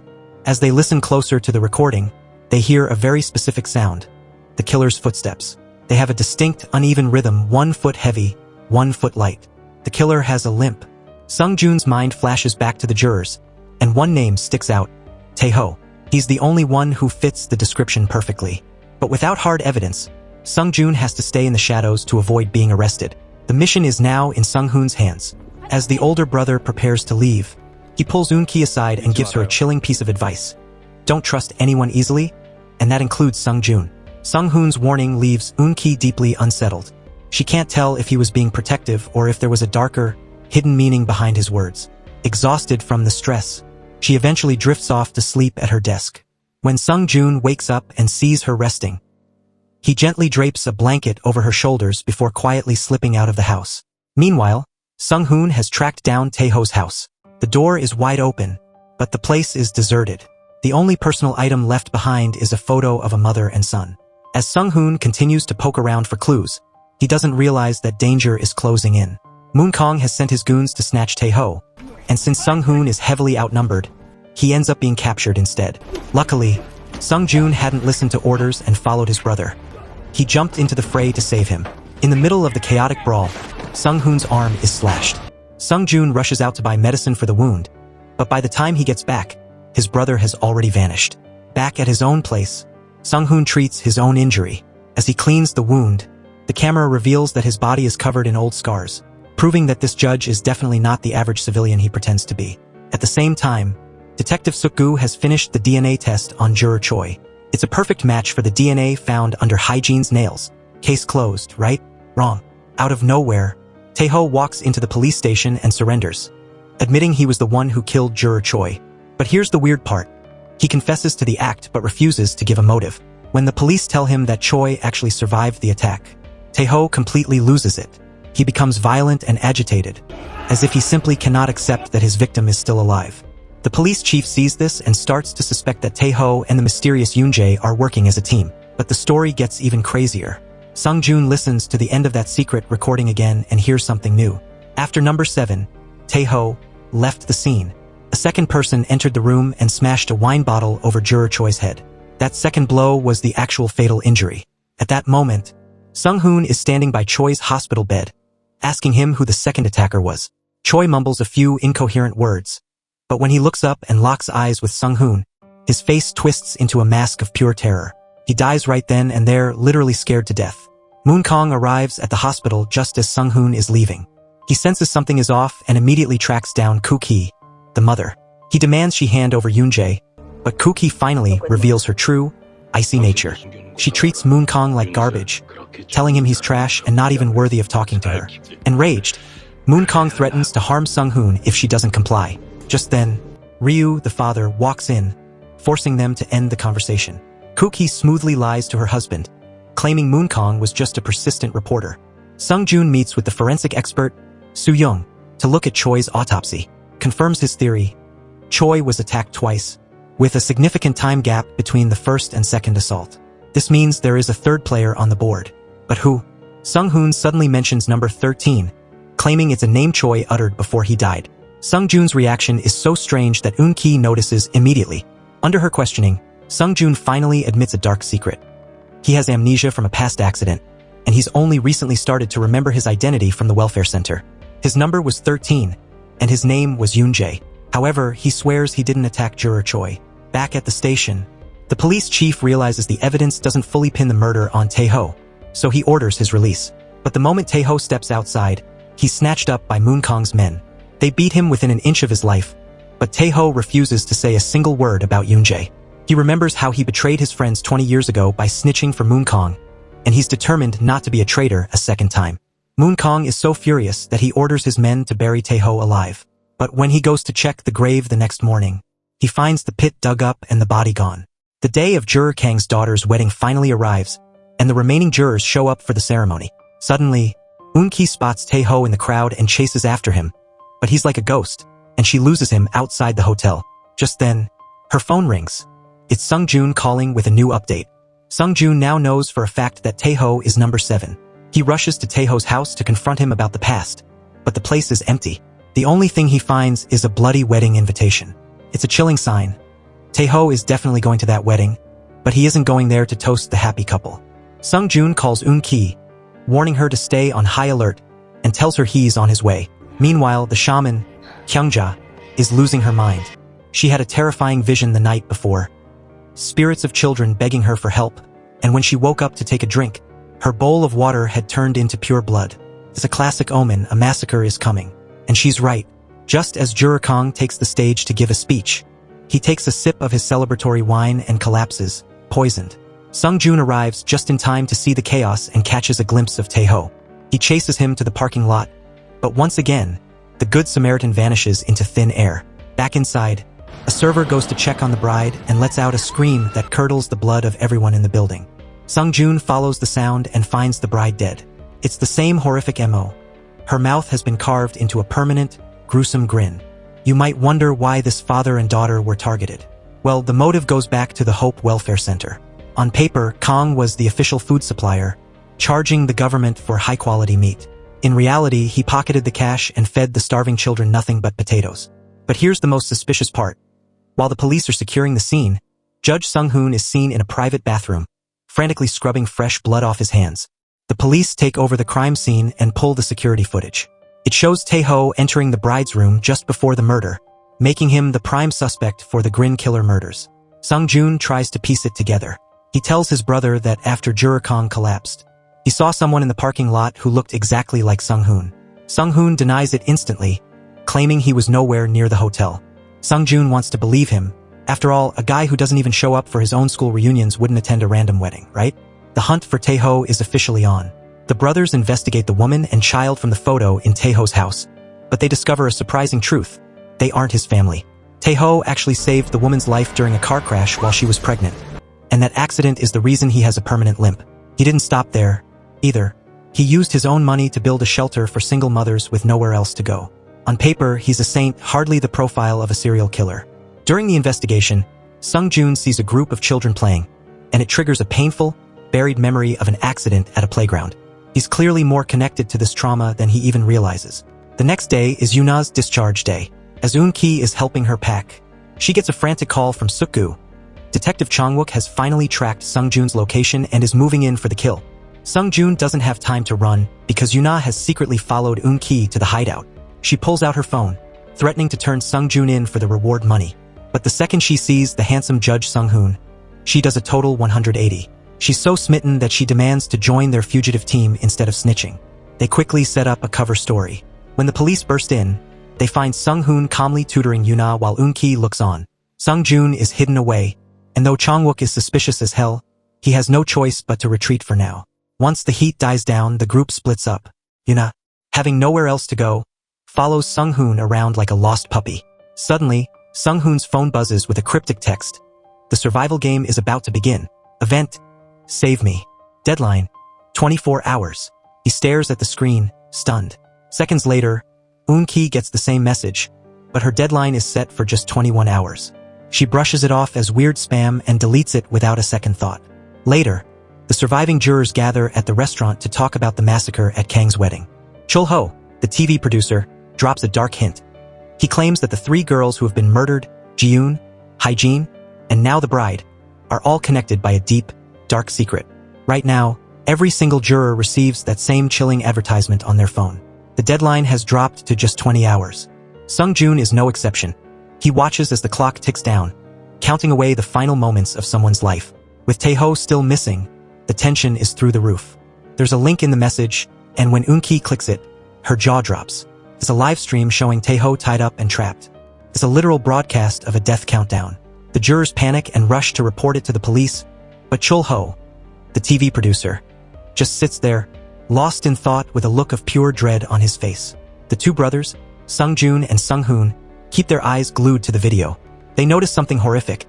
Every few minutes, the rope around Taeho's neck automatically tightens. Meanwhile, the police trace the IP address to an internet cafe in the city, but by the time they storm the place, the terminal is empty. The countdown hits 14 hours. Taeho is now forced to stand on his tiptoes to keep from being strangled. He desperately kicks a chair underneath him just so he can breathe. Suddenly, Eun-ki picks up on a faint sound in the background of the stream. She cranks up the volume and hears a distinct clock chime. Sung-joon's eyes light up. He's heard that chime before. He's certain it's the clock from Juror Choi's house. Sung-hoon is skeptical, arguing that those types of wall clocks are everywhere. But Sung-joon isn't waiting around to argue. He grabs Eun-ki and speeds to Choi's place. He bursts in and sees Taeho hanging from the ceiling. He lunges forward to save him, only to realize something is wrong. He looks up and sees he's been played. It's just a decoy mannequin. While Sung-joon is chasing ghosts, the police manage to ping Taeho's actual phone to a remote, desolate location. When they arrive, they find the phone sitting in a shallow pit next to a set of human remains, a skeleton with a necklace still around its neck. Back on the live stream, Taeho's psychological walls finally crumble.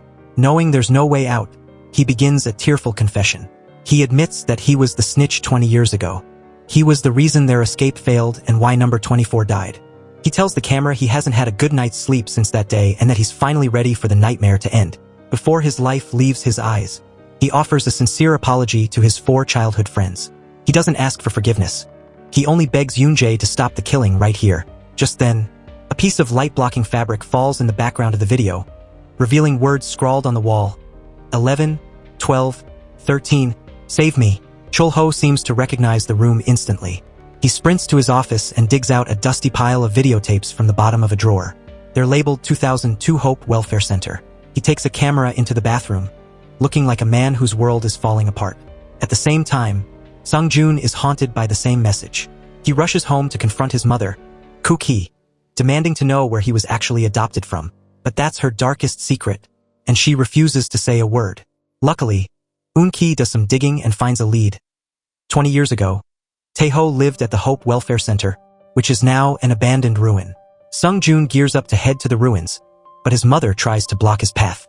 He shoves her hand away and leaves without looking back. As he reaches the gates of the abandoned center, he's hit with a blinding headache.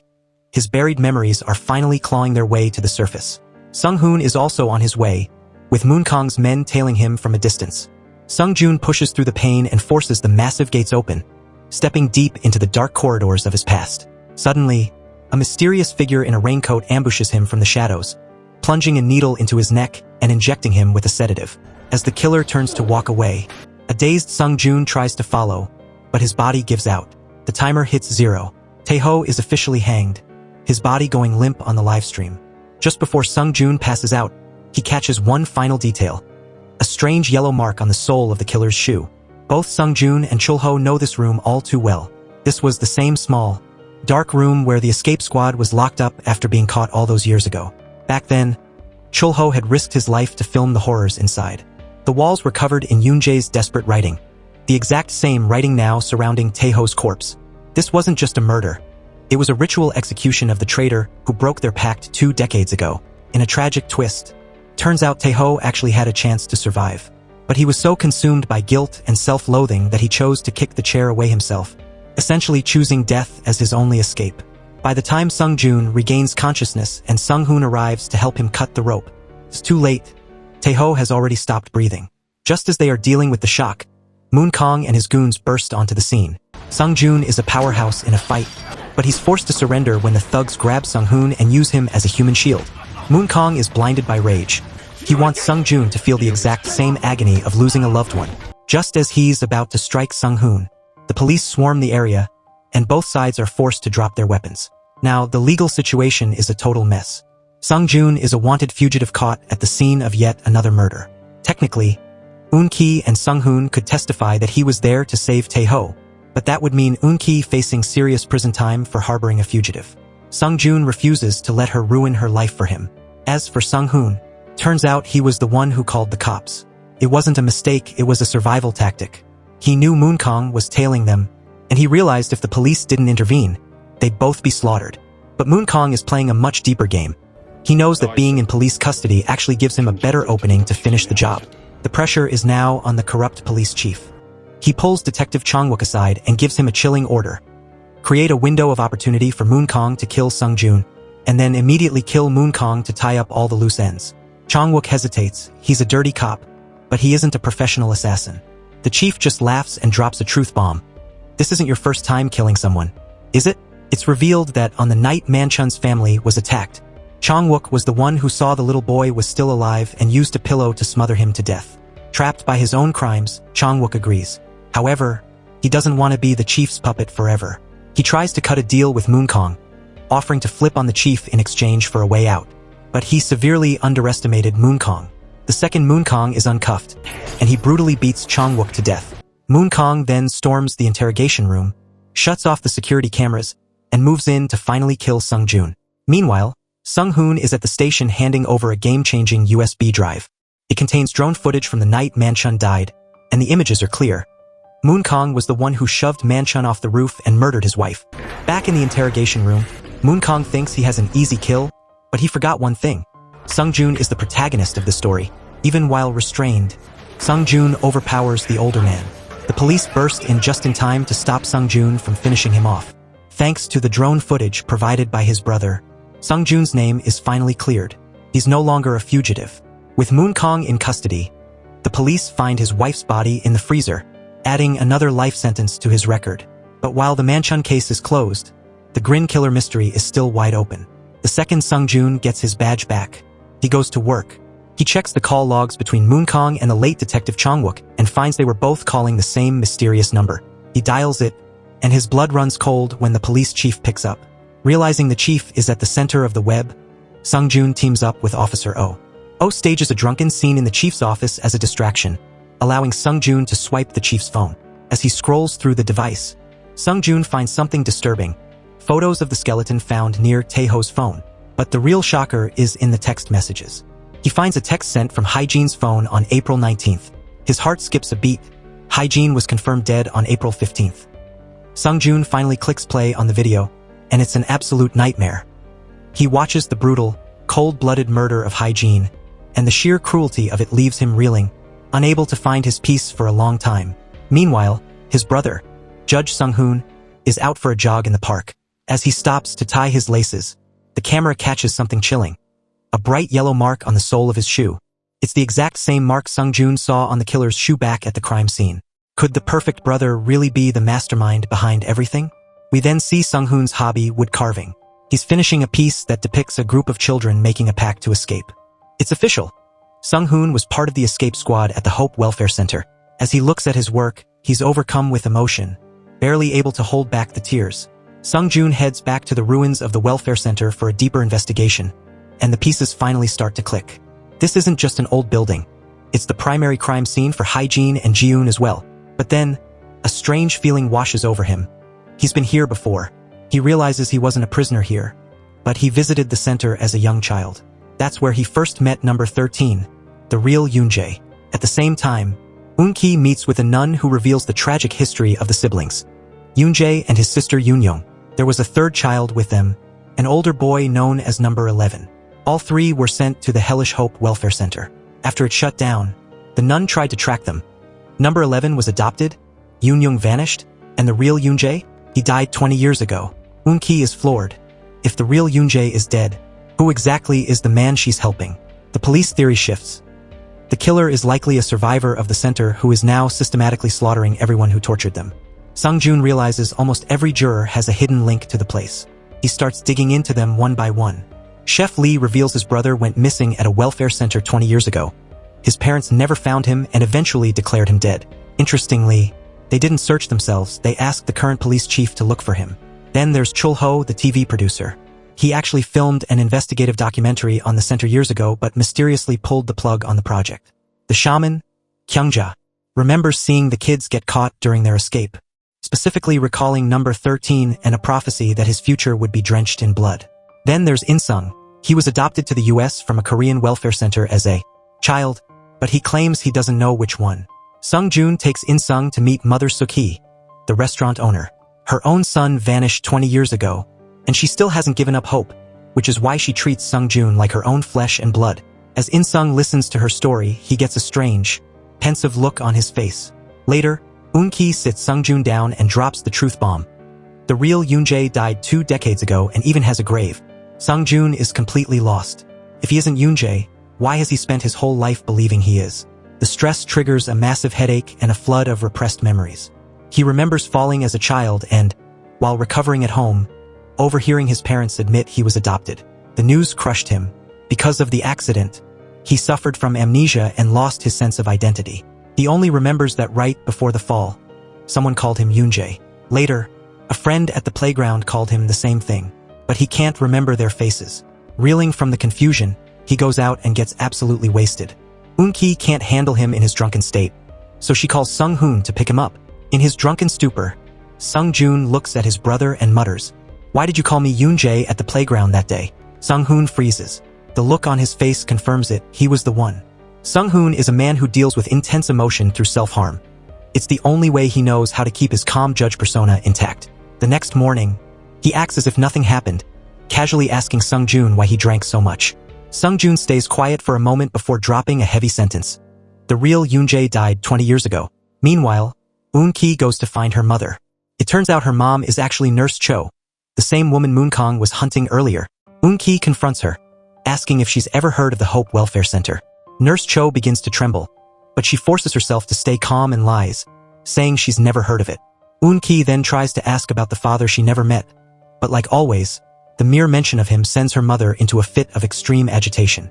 What's surprising is that In-sung is also there, and Nurse Cho looks at him as if his face is hauntingly familiar. Back at the precinct, Sung-joon is reanalyzing the footage from the wedding massacre. He makes a startling discovery. Although Tae-ho was there, there's another man dressed in all black who looks even more suspicious. Sung-joon remembers seeing this person while he was chasing Tae-ho, and, at the time, he was convinced it was his brother, Sung-hoon. That night, Sung-hoon is caught red-handed tailing Eun-ki by Yuna. To keep the girl's mouth shut, he buys her a delicious meal as a bribe. Sung-joon then heads to the prison to visit Moon-kang, hoping to squeeze some information out of him. Moon-kang is still adamant that Yoon-jae is the one who killed his daughter, but when Sung-joon shows him Yoon-jae's official death certificate, even the mad dog looks stunned. Still, he refuses to say another word. After the visit, Moon-kang's henchman stops by, and it's clear Moon-kang is still running things from behind bars. Sung-joon has been expecting this and tails the henchman straight to Nurse Cho's house. But he's not the only one watching. Sung-hoon is currently reviewing a corruption case from 2002, and since Nurse Cho was a key witness back then, he's been tailing her too. Moon-kang's henchman corners Nurse Cho, demanding to know the truth about Yoon-jae's death, but she swears she has no idea how he died. Once the thug leaves, she breathes a sigh of relief, but her peace is short-lived when Sung-joon walks in. She tries to play dumb about the welfare center, but the moment she sees the necklace around Sung-joon's neck, she freezes. She admits she was the one who gave that necklace to Yoon-jae 20 years ago. Under Sung-joon's intense questioning, she finally spills the secret. Back then, Yoon-jae was always with number 11 and number 12. She explains that number 11 was older and came from the same hometown as the siblings. Number 12 was about Yoon-jae's age, a small kid who suffered a horrific injury when his leg got caught in an animal trap during their escape. Sung-joon warns her to stay safe, realizing that anyone connected to that hellhole is now a target. The second he realizes her daughter is Eun-ki, he is struck by a wave of pure panic. That same night, Eun-ki hits a major breakthrough. A nun has found an old photo of the Yoon-jae siblings and number 11. But as the saying goes, the closer you get to the truth, the more dangerous it becomes. As she's studying the photo, Sung-joon calls her, sounding frantic. He tells her he's on his way and orders her to lock herself in the warehouse immediately. The moment she hangs up, that bone-chilling whistle fills the air. Yuna, who is already inside the warehouse, hears it too. Eun-ki steps out of her office just as Yuna is about to come out of the warehouse. When Sung-joon finally bursts into the office, Eun-ki is nowhere to be found, but he sees the photo sitting on the desk. The moment he looks at number 11's face, a blinding headache hits him as his memories return in a flood. He remembers that Sung-hoon was adopted by his parents later than he was, and he looked exactly like the boy in that photo. ignoring everything else. Sung-joon races home to confront his brother, but the house is empty. On the desk, he finds 5 hand-carved wooden statues, each with a number on the back. It's the final proof he needs. His brother is number 11. Meanwhile, Eun-ki is being silenced. Someone has their hand clamped over her mouth. She looks up in terror and sees Sung-hoon. Back at the house, Sung-joon searches a drawer and finds a collection of photos of all the surviving jurors. To Sung-joon, there are only 2 possibilities left. Either his brother is hunting the real killer, or his brother is the killer. He's starting to fear it's the latter. He tries to call him, but there's no answer. He desperately calls Suk-gu to ping Sung-hoon's phone. While in the news, his mother Koo-ki's political career is looking more successful than ever. Against all odds, Sung-joon's mother, Koo-ki, has finally reached the pinnacle of her career, the new Minister of Health and Welfare. But as she's privately savoring her victory, Sung-joon storms in and demands the truth about the adoption. She refuses to crack, looking him in the eye and insisting that both he and Sung-hoon are her biological sons. That's when Sung-joon pulls out the old photo. The color drains from her face, and she's left speechless. Just then, his father, Il-ho, walks in and drops the facade. He admits the truth. They adopted Sung-hoon but hid it to protect his future. They feared that if the world knew he was adopted, he would never be treated with the respect a judge deserves. They claimed they only brought him home to give Sung-joon a companion. But Sung-joon feels a bitter irony. Looking back, he was always the black sheep while his parents and Sung-hoon were a perfect, harmonious trio. He was never the favorite. He was the outsider in his own home. The drama is interrupted by a call from Suk-gu. Sung-hoon's last known location was at Eun-ki's place, and the scene is a nightmare. There are fresh bloodstains nearby, and the security cameras have been sabotaged. Everything suggests the killer has finally targeted Eun-ki. The police track Sung-hoon's car to a remote mountain pass. When Sung-joon arrives, he finds his brother in the middle of a forest, frantically digging a hole. Terrified that Sung-hoon is burying Eun-ki's body, Sung-joon lunges into the pit and starts digging with his bare hands.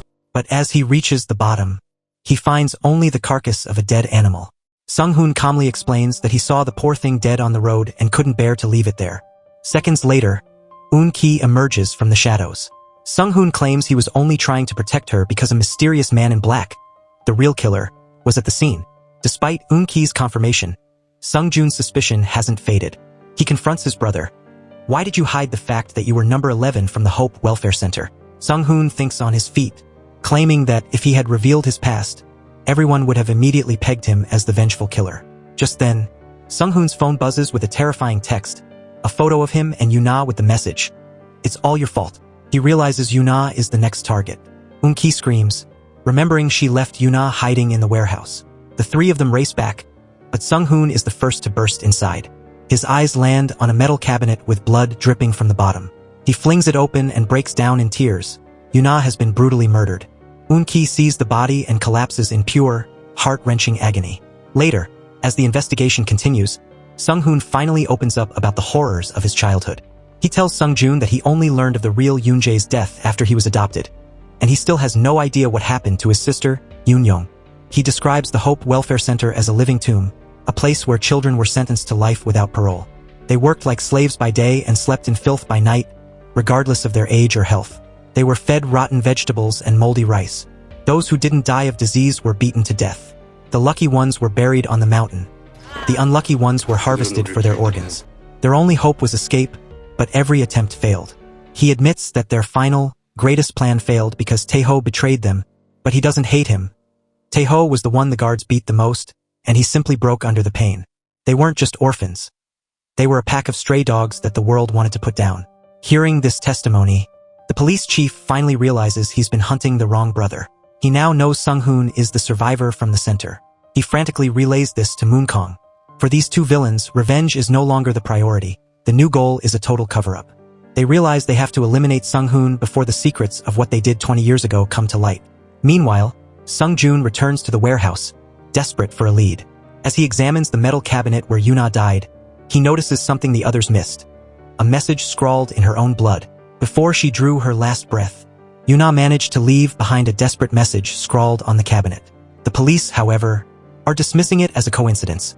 They're convinced the killer's real target was Eun-ki, who is now under 24-hour police protection at Sung-joon's place.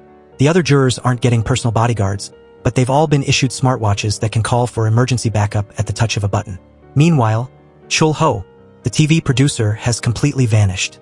The police figure that if he'd been murdered, they would have found a body by now, so for the moment, he's just a missing person.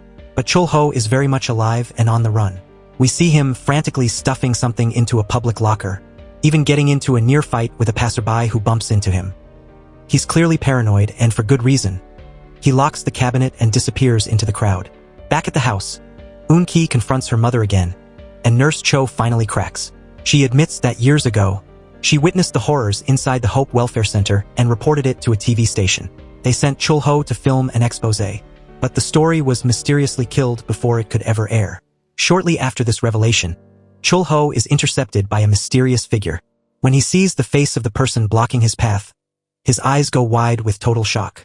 Yuna's autopsy reports come back, showing she was covered in bruises from head to toe. She didn't go down without a fight. She resisted her attacker with everything she had. Sung-joon heads back to the precinct to map out the survivors. Number 13, Yoon-jae, and number 7, Tae-ho, are dead. That leaves only number 11, his brother, Sung-hoon, and the mysterious number 12, whose identity and status remain a total mystery. Sung-joon is convinced the killer has to be one of them, or perhaps both working together. He digs through Yuna's phone and finds several photos of her with Sung-hoon, looking surprisingly close. But then he finds the smoking gun, a candid photo showing Sung-hoon at Juror Choi's house on May 15th, the day Tae-ho was taken. Sung-joon remembers his brother desperately trying to stop him from searching that house, claiming it was a waste of time. Now he knows why. Sung-hoon already knew Tae-ho wasn't there. Then there's the drone footage. Turns out it wasn't a drone at all. The images were captured by a promotional balloon. Sung-hoon had that footage for days before turning it over. Why the delay? Was he waiting for the perfect moment to frame Moon-kong? Eun-ki tells Sung-joon about the hidden video Chul-ho made at the welfare center, which could blow this whole conspiracy wide open. Luckily, the passerby who bumped into Chul-ho reports the encounter to the police. She remembers him stuffing items into locker 17. But when Sung-joon gets there, the locker is empty. CCTV footage shows a man in black taking the contents. A man who looks exactly like the suspect from the wedding massacre. Sung-joon's suspicion of his brother reaches a boiling point. He storms home and rips through Sung-hoon's closet, but finds nothing. However, when he checks the trunk of Sung-hoon's car, he hits the jackpot. The black jacket, the black hat, and the shoes with the signature yellow mark on the sole. It's all right there. Sung-joon is ready for a confrontation, but he sees Sung-hoon leaving and decides to tail him instead. Sung-hoon drives to a secluded area where he meets another man dressed in black. But instead of a conversation, the man in black pulls a knife and stabs Sung-hoon before vanishing into the night. Panicked Sung-joon rushes his brother to the hospital. The doctors manage to save his life, but he remains unconscious. Exhausted, Sung-joon falls asleep by his brother's bedside and drifts into a vivid dream of the day of his accident. He finally sees the truth. Back at the playground, when Sung-hoon shouted the name Yoon-jae, he wasn't calling out to Sung-joon. He was calling out to the person standing directly behind Sung-joon, the person who shoved him off the ledge. Witnessing the assassination attempt on his brother with his own eyes finally clears Sung-hoon of any suspicion in Sung-joon's mind. He immediately brings a team to the crime scene to investigate and discovers a hidden camera, but unfortunately, it failed to capture the attacker's face. Sung-joon now suspects that the mysterious number 12 is the one behind the knife. He heads to see Moon-kong to dig for info, but it's a dead end. Moon-kong has completely lost his mind and has been committed to a psychiatric ward. Seeing him in such a state, Sung-joon realizes he won't get any answers there. He turns his attention back to the police chief, who cryptically tells Sung-joon that if he wants to know the truth about what happened back then, he should go ask his mother. Meanwhile, Kook-hee has just taken office, and she's already being hounded by a mother begging for help. The woman claims her son was at the Hope Welfare Center and has been not right ever since he returned. Kook-hee puts on her political mask, telling the woman to go home and wait for news, but the second she turns her back, she orders her staff to throw the woman out. Sung-joon happens to catch this interaction and decides to follow up. The mother explains that her son was a normal boy before he was sent to the center, but now he's a shell of a person. He doesn't even respond to his own name anymore. He only answers to number 45. Sung-joon tries to communicate with number 45, asking if he remembers number 11 or number 12, but there's no response. However, the moment Sung-joon mentions number 24, the man has a violent breakdown, cowering and begging for forgiveness as if he's about to be beaten. It's clear he knows the truth, but he's too broken to speak. Eun-ki, who is an expert in childhood trauma, steps in to help. During their session, she notices that number 45 is obsessively writing down long strings of numbers. While this is happening, In-sung has been doing some deep thinking. He finally approaches Mother Suk-hee and tells her a specific memory. The day he got lost, his mother was wearing a gray coat, beige pants, and white sneakers, and she bought him vanilla ice cream. Hearing this, Suk-hee bursts into tears. The long-lost mother and son have finally reunited. But off to the side, Chef Lee is watching the scene with a look of intense, dark jealousy. Eun-ki's hard work pays off when she recovers a sheet of paper from number 45 that is covered in numbers. Though getting him to actually talk will still take more effort. Sung-joon shows her the interrogation video of Sung-hoon, where he describes the horrors of the welfare center. The next day, Mother Suk-hee visits Sung-joon to thank him. She's overjoyed that because he brought In-sung to her restaurant, she found her son. Sung-joon is stunned by the coincidence and suggests a DNA test just to be safe. But Suk-hee refuses, insisting that a mother's heart always knows her own child. Everyone is happy for her, but the police chief's reaction is suspicious. He immediately summons her to his office to grill her for details. When he hears that In-sung was in a car accident and has no memories of his childhood, he looks like a massive weight has been lifted off his shoulders. This reaction makes Suk-hee uneasy, as she remembers the dark truth. She had actually abandoned her son on purpose all those years ago. A few days later, Suk-hee invites Sung-joon, several other officers, and the jurors to a Japanese restaurant to celebrate the reunion. During the dinner, the shaman Kyungja is sneezing constantly, looking like she's coming down with a bad cold. Officer Na goes to pour a drink for Suk-hee but accidentally spills it all over In-sung's leg. As they're cleaning up the mess, a scar on In-sung's ankle is revealed. Sung-joon's heart skips a beat. Nurse Cho had mentioned that number 12's leg was badly injured by an animal trap during the escape. He pulls In-sung aside to ask about it. In-sung doesn't hide anything. He admits he's had the scar since before he was adopted. He doesn't remember exactly how he got it, but he says it likely was an animal trap, because he's haunted by recurring nightmares of running through a dark forest and stepping into a jagged metal trap. The police chief is also secretly watching In-sung, and it's clear he's realized the truth. In-sung is number 12, but while his identity is confirmed, there's still nothing concrete to link him to the murders. The crosshairs now shift toward number 24, whose fate has been a mystery for decades. Sung-joon begins to suspect Chef Lee's brother, who went missing years ago. Looking back at how the police chief treated other families, it's 80% certain that the chief didn't actually help find him, but was actively sabotaging the search to keep the secrets of the welfare center buried. Sung-joon remembers the photos of the skeleton he saw in the chief's office and focuses on the necklace found with the remains. The forensic report states the skeleton belonged to a 14-year-old girl, but the cause of death is unclear. Using facial reconstruction technology, they rebuild the girl's face, and it's a perfect match for Yoon-young, Yoon-jae's sister. Now, the big question is, why did the killer lead the police straight to her remains? Meanwhile, the forensic expert, Soo-young, hands over a report on the blade fragment pulled out of Sung-hoon. This wasn't a standard kitchen knife. It was a high-end blade crafted by a famous local artisan, specifically designed for a sashimi chef. There are even traces of professional kitchen use on the tip. Since Chef Lee is a master at sashimi, he immediately becomes the prime suspect. Over at the care facility, Eun-ki is bonding with number 45. When she mentions number 7 and number 24, he whispers a secret. They both escaped. He even reveals number 24's real name, Hyun-soo. Eun-ki calls Sung-joon with the name just as he's searching Chef Lee's restaurant. The second Chef Lee hears the name Hyun-soo, he panics. He tries to sneakily hide a knife, but Sung-joon catches the movement. He lunges forward and finds the weapon, a bloody knife with its tip missing. Chef Lee is hauled in for interrogation and admits he was the one who stabbed Sung-hoon, but he refuses to give a motive. Sung-joon's gut tells him something is off. He doesn't think Chef Lee is the mastermind. It feels more like he's desperately trying to protect someone. Sung-joon follows the lead to the knife craftsman, and though the old man doesn't remember the buyer's face, he has the purchase recorded in his ledger. The buyer was Yoon-jae, who claimed it was a gift for his brother, a talented chef. Sung-joon is paralyzed with fear. Is the real Yoon-jae actually alive? Or is the survivor, number 24, impersonating him? The police decide to dig deeper, literally. They excavate the site where Yoon-young's bones were found and discover a mass grave filled with skeletons. Among the remains, they find a scrap of clothing labeled with the number 24. Sung-joon tries to make sense of the clues, remembering the dying message Yoona scrawled in her own blood. He asks Eun-ki if Yoona knew anyone with a name matching those blood-stained letters, but she's just as confused as he is. While they search for answers, Moon Kong's goons strike the mental hospital. It turns out the mad dog was faking his breakdown. He escapes with their help, and his first order of business is to hunt down and kill number 11, Sung-hoon. Back at the precinct, Eun-ki remembers a crucial detail. Yuna had met In-sung before she died.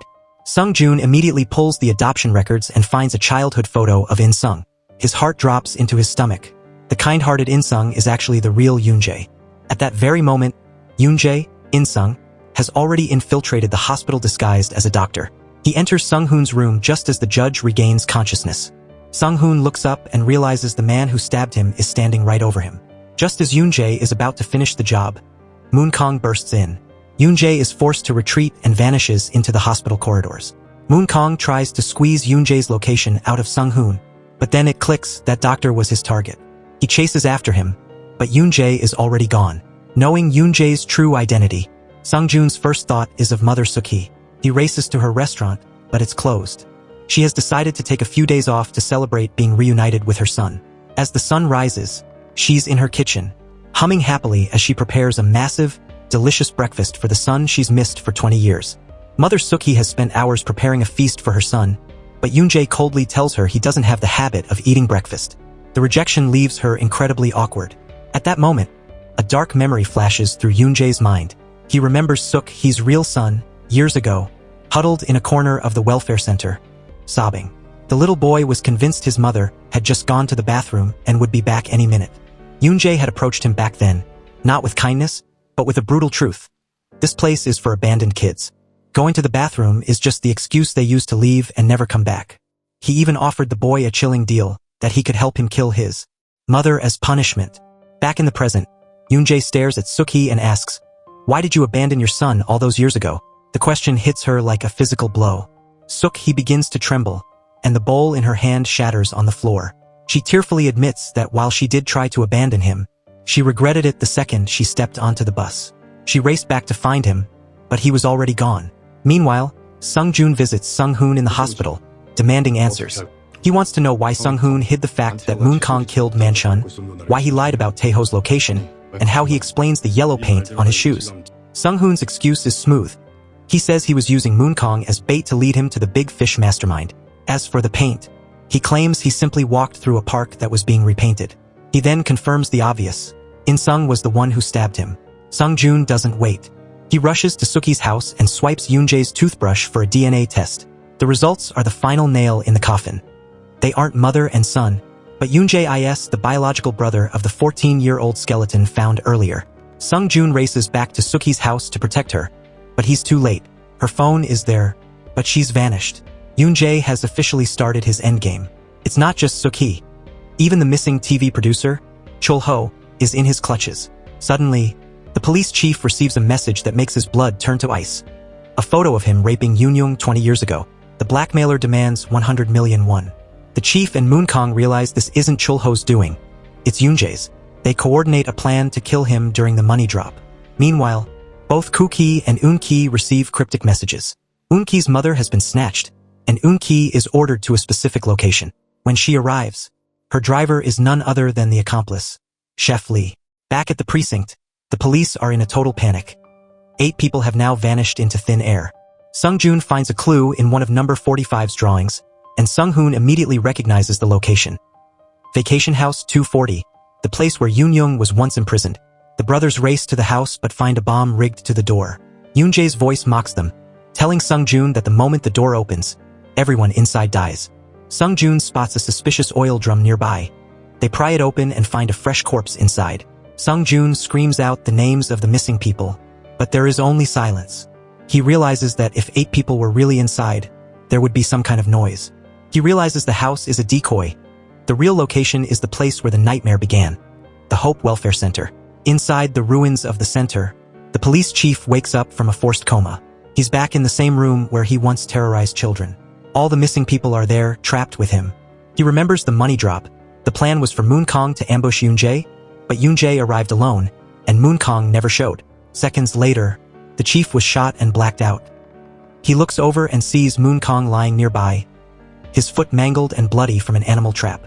He had been lured into the forest and captured before he could help. As the others wake up in a panic, they realize the main door is rigged with a bomb.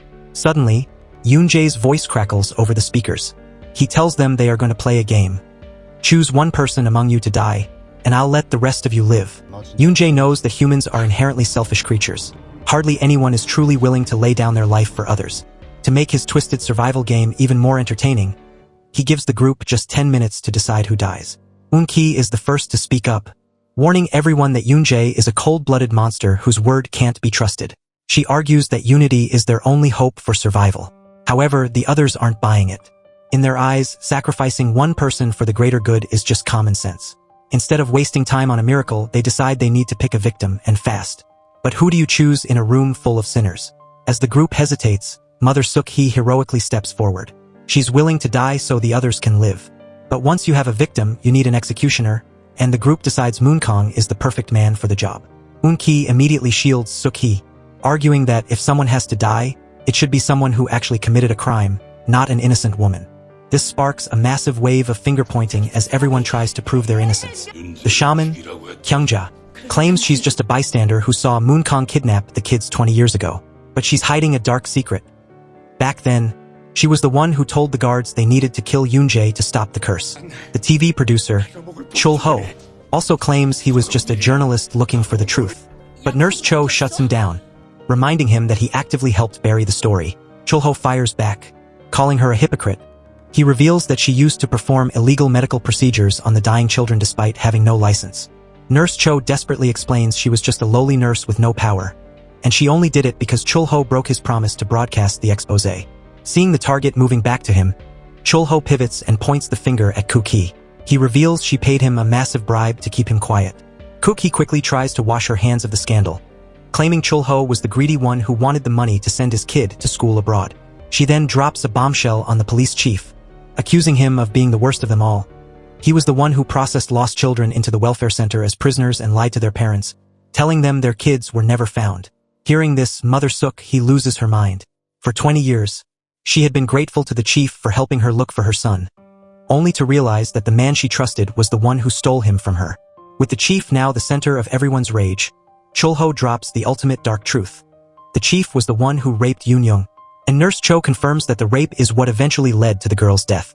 Realizing he's losing control, the chief turns the focus back to Moon-kang, calling him a monster who used to hang children from the ceiling and release hunting dogs to tear them apart. The room descends into pure chaos. Moon-kang decides he's done talking and prepares to kill Chul-ho, but Eun-ki jumps in to stop him, calling him a child killer. Enraged, Moon-kang turns his blade on her. Just as he's about to strike, Nurse Cho screams out the most shocking secret of the night. Eun-ki is Moon-kang's own biological daughter, conceived from the rape 20 years ago. Yoon-jae, watching the drama unfold on the monitors, gets bored with the talking and enters the room to stir the pot. The chief and Chul-ho immediately fall to their knees, begging for their lives. Suddenly, the sound of a police siren echoes outside. Yoon-jae sprints back to his car and checks the cameras. He sees Sung-joon approaching the building. With the bomb set to go off in less than a minute, Yoon-jae is overcome with a sick excitement. It's time, he whispers, and presses the detonator button. But nothing happens. No explosion. No fire. A confused Yoon-jae rushes in to check the bomb and finds it has been completely disarmed. The captives are gone. As he steps further into the shadows, Judge Sung-hoon slowly emerges from the darkness.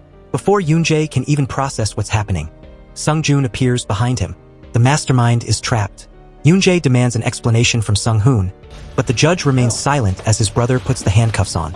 The news of the arrest spreads like wildfire. The police chief is a nervous wreck, fearing his past crimes are finally coming to light.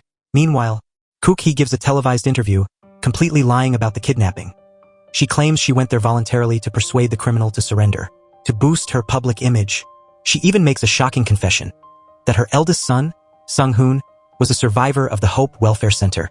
Sung-hoon doesn't care that his past has been outed to the public. What he's actually focused on is whether his mother, Kuk-hee, was lying when she told the media she went to the ruins to persuade the killer. Kuk-hee immediately switches gears, coldly telling him that persuasion is something you do with humans, not monsters. She says Yoon-jae is obsessed with a 20-year-old grudge and is slaughtering innocent people because of it. In her eyes, a monster like him deserves zero sympathy. Her words leave Sung-hoon visibly disappointed. Meanwhile, the corrupt police chief is feeling the heat. He orders the investigation to be wrapped up within a week and handed over to the prosecutors. His plan? Label Yoon-jae as a lone lunatic and claim the victims were just killed at random. But calling him a psycho is one thing, saying the victims were random just doesn't fly. It's obvious to everyone that these murders were meticulously planned. Sung-joon goes in to interrogate Yoon-jae, But the killer is as arrogant as ever. He sneers at Sung-joon, claiming that if it weren't for Sung-hoon's help, the police never would have caught him in a million years. When Yoon-jae hears that Sung-hoon officially identified him as the one who stabbed him, he looks genuinely surprised. Sung-joon presents a photo taken at the crime scene, but because the face isn't visible, Yoon-jae refuses to admit he's the guy.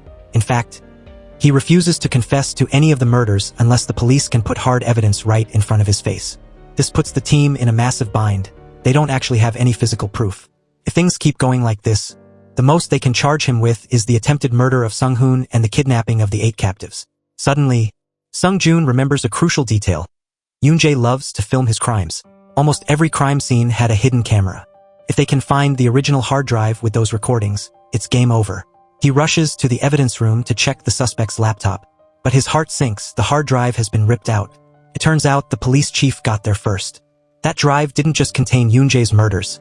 It held the evidence of the chief's own sickening crimes from the past, and he had to destroy it to save himself. Sung-joon asks Sung-hoon to go in and talk to Yoon-jae, hoping his brother can get through to him. Because they're being monitored, they can't speak freely. But Yoon-jae leans in and whispers something chilling into Sung-hoon's ear. While most of it is a mystery, Yoon-jae is heard asking, "Why did you stop me from killing them all? You wanted to see that scene, too." He then adds one more haunting question. "You won't betray me, right?"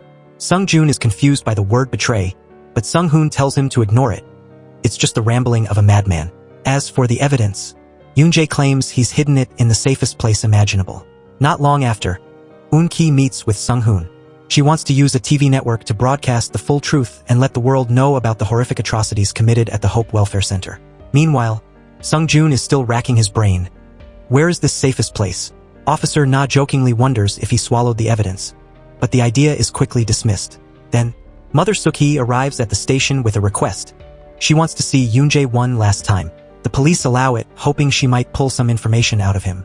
Suk-hee now knows he isn't her son, and she desperately wants to know where her real child is. Yoon-jae finally tells her the heartbreaking truth. 20 years ago, her son stepped into an animal trap during the escape. Because his wound wasn't treated, he lived in agonizing pain. Yoon-jae claims he helped his friend find freedom by putting him out of his misery. He tells her that right until the end, her son said he missed her cooking. Hearing this, Suk-hee's heart completely shatters. Shortly after, Sung-joon notices someone wearing a Bluetooth earpiece, and it triggers a memory of a casual gesture Yoon-jae made. He sprints to the evidence locker and finds a Bluetooth earbud case. There's nothing hidden under the case, but he notices one of the earbuds is still blinking. The evidence isn't a hard drive, it's stored digitally.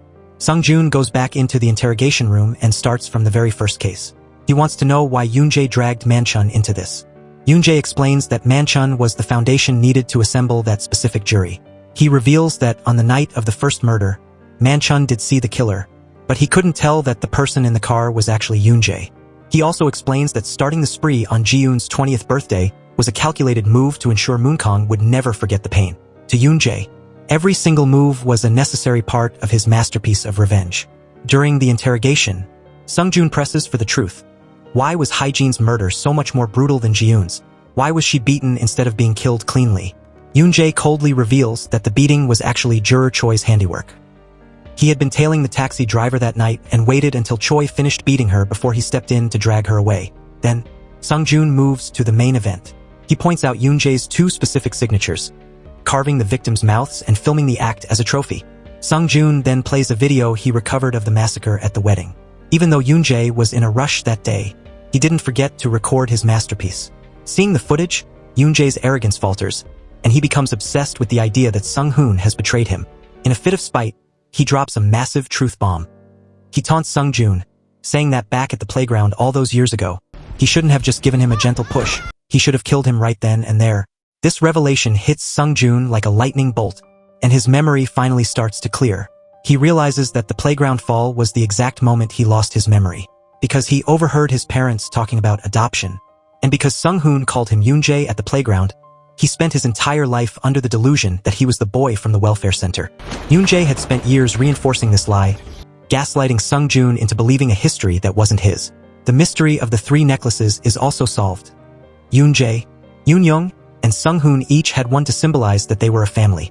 The necklace Sung-joon wears was a gift from Sung-hoon, carrying that same weight of family bond. Meanwhile, a scandal is brewing online. Rumors are spreading that the kidnapping of Kuki and the police chief wasn't random. There was a dark reason behind it. Seizing the moment, Chul-ho, the TV producer, calls a secret meeting with the two of them. He tells them the network is planning an expose on the Hope Welfare Center, but he's willing to kill the story for a massive payday. Kuki and the chief know that money is only a temporary fix. To truly bury their sins, they need to destroy all physical evidence. They split the chores. Kuki will provide the cash, and the chief will handle the destruction of the records. Later, as Yoon-jae is being transferred to the courthouse, he catches a glimpse of Sung-hoon. He's clearly expecting some kind of sign, but when the judge looks at him with a face as cold as ice, Yoon-jae snaps. He realizes there's a part of the plan he hasn't been told.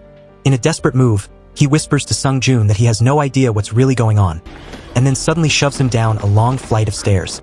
The violent impact does the impossible. It triggers a massive surge in Sung-joon's brain, bringing back his long-lost memories.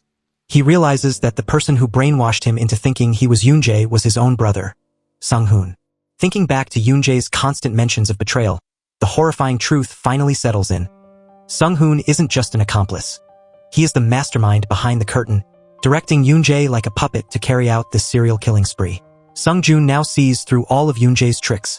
Yoon-jae didn't want to suffer in prison alone, so he triggered Sung-joon's memory as a desperate plea for attention. Acting like a jealous child who's lost his favorite toy, Sung-joon realizes that every step of the investigation was manipulated by his brother. From the very first trial of Jiun, Sung-hoon was there to handpick the jury, lead the police down dead-end paths, and provide clues that actually sabotaged the case. Specifically, that Villa 240 tip. If Sung-hoon hadn't pointed it out, the police never would have gone there. Sung-joon checks with Eun-ki, and she confirms she never left any such clue. It's the final nail in the coffin. Sung-hoon is the architect of this nightmare. Meanwhile, Kuki meets Chul-ho and hands over the blackmail money. In exchange, he hands over his secret videotapes from the welfare center and promises to stop the broadcast. Chul-ho heads into a nearby alley, grinning ear to ear as he counts his fortune. But his joy is cut short. A shadow emerges from behind him, and before he can react, a heavy brick smashes into the back of his head.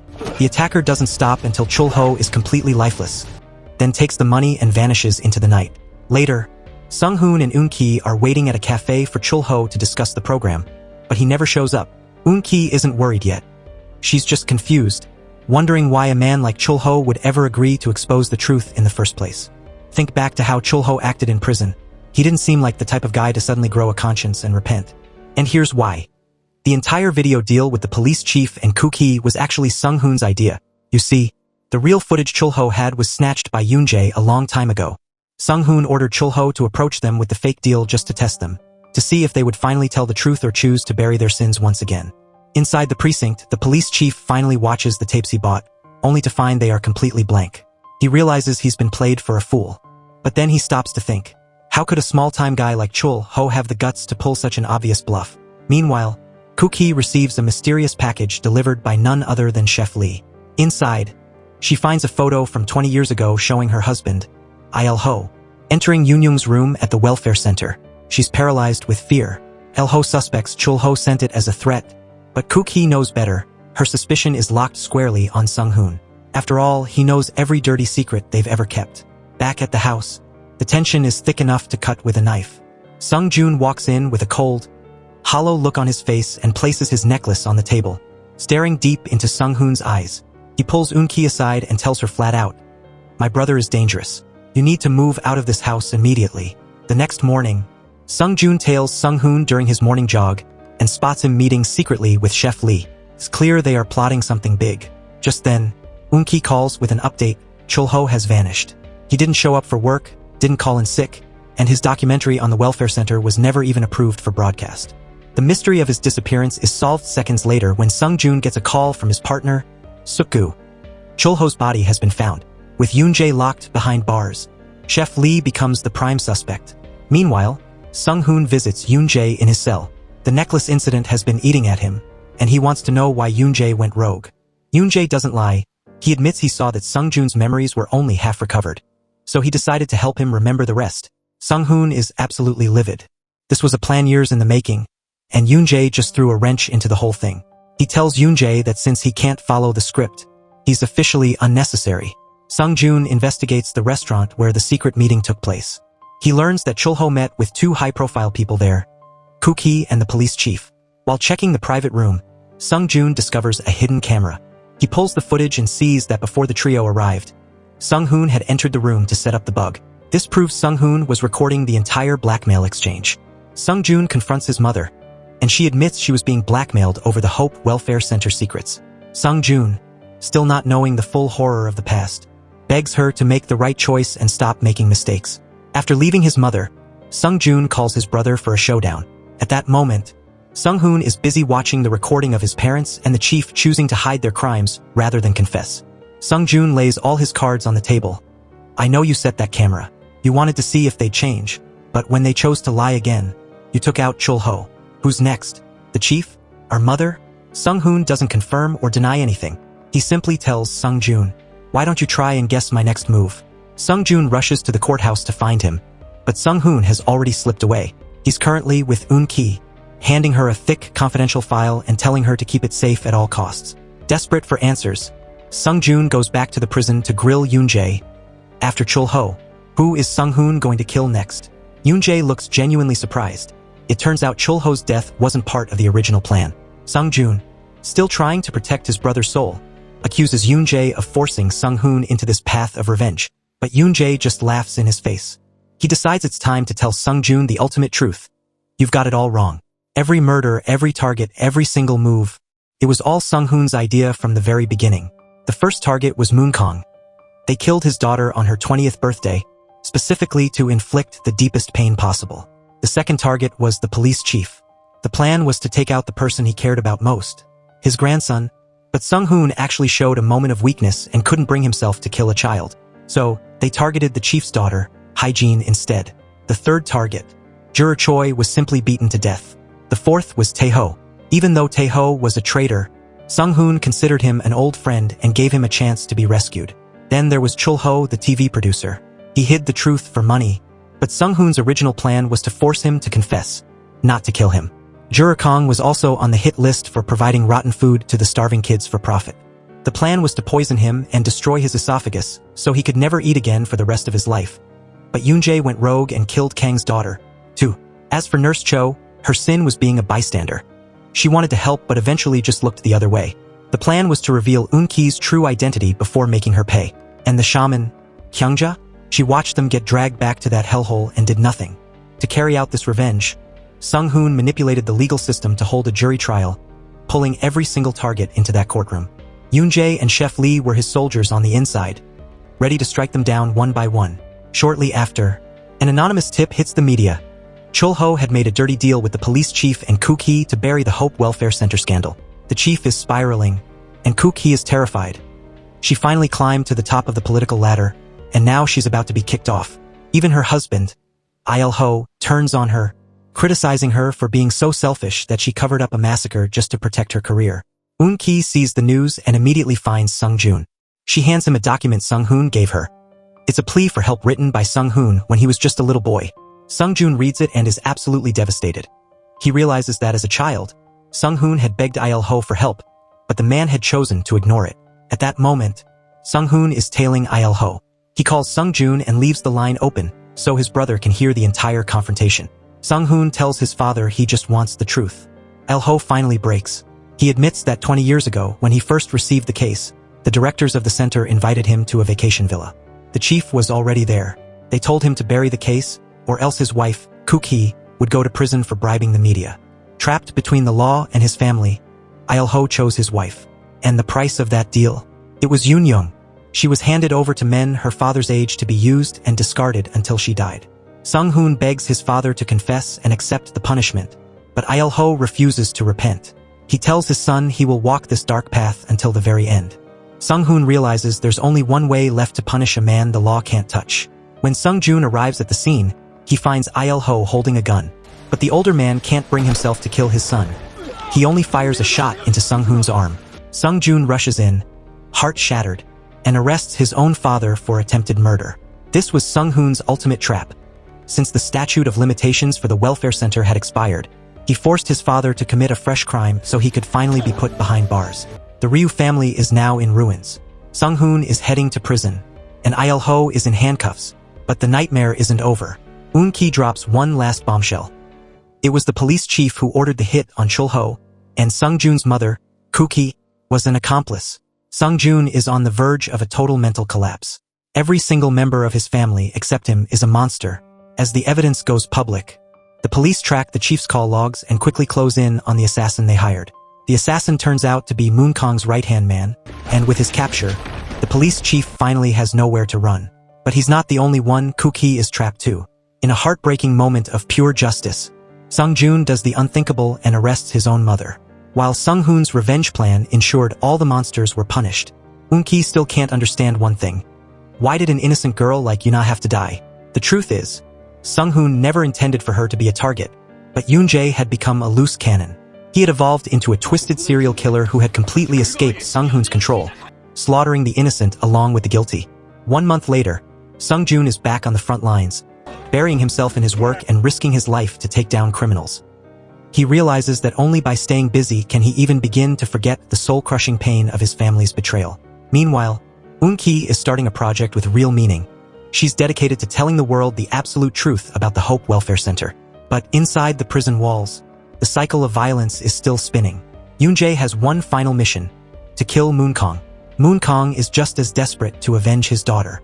Like two rabid animals who have lost all humanity, they engage in a final savage war in the yard. Moon Kong manages to stab Yoon-jae to death, but Yoon-jae rips open Moon Kong's throat in his final moments. In the end, neither monster makes it out alive. Back in the outside world, Chef Lee also chooses a dark exit, taking his own life while clutching a photo of himself and Yoon-jae. Behind bars, Sung-hoon is left with nothing but tears of regret. The revenge is over, the targets are gone. But so is his family. Eun-ki's words haunt his every waking moment. No matter what hell he went through as a child, nothing can ever justify becoming a murderer. Consumed by guilt, he tries to end his life just like Chef Lee did, but he's discovered and saved by the guards at the last second. When Sung-jun comes to visit, he finally reveals a secret he's kept his entire life. The only reason he ever became a cop was to earn his older brother's approval. Because of the brainwashing he endured as a kid, he only ever saw Sung-hoon as his family, never realizing he was being used as a pawn in a deadly game of chess. Shortly after, Sung-jun receives shocking news. Sung-hoon has requested a jury trial. His heart skips a beat. Is his brother's plan still in motion? On the day of the trial, Sung-jun sits in the gallery to watch. The lawyer presents a petition written by Sung-hoon when he was just a little boy. A detailed, agonizing record of every atrocity committed at the center and every official who helped cover it up. It turns out that the moment Sung-hoon dug up Yoon-young's remains, he knew there was no turning back. He had found her body using information provided by Nurse Cho, who now finally takes the stand to testify. She confessed to various abuses at the welfare institution and sexual entertainment events. 20 years ago, she chose not to tell the truth because she was too afraid. She was even raped by Moon Kong. Later, because of her daughter, she dared not speak up. In fact, Sung-hoon had gone this far. It was only because he had no other choice. If there had been another path to the light, he certainly wouldn't have made that choice. Sung-hoon explained that his request to the jury wasn't to justify his revenge, nor to get a reduced sentence. He had only one purpose: to reveal the truth of that year. For whatever reason, murder is definitely wrong. He apologized to the victims on his path of revenge. He didn't beg for forgiveness, only offered an apology. The jury's opinion was that he was guilty. Ultimately, the judge handed down a life sentence. After this trial, Sung-jun breathed a sigh of relief. He hoped his brother could escape the shadows of the past. Eun-ki continued her community welfare activities, helping children in need. Sung-jun suddenly wondered if things could have changed if the welfare institution had someone like Eun-ki back then. Thank you for watching.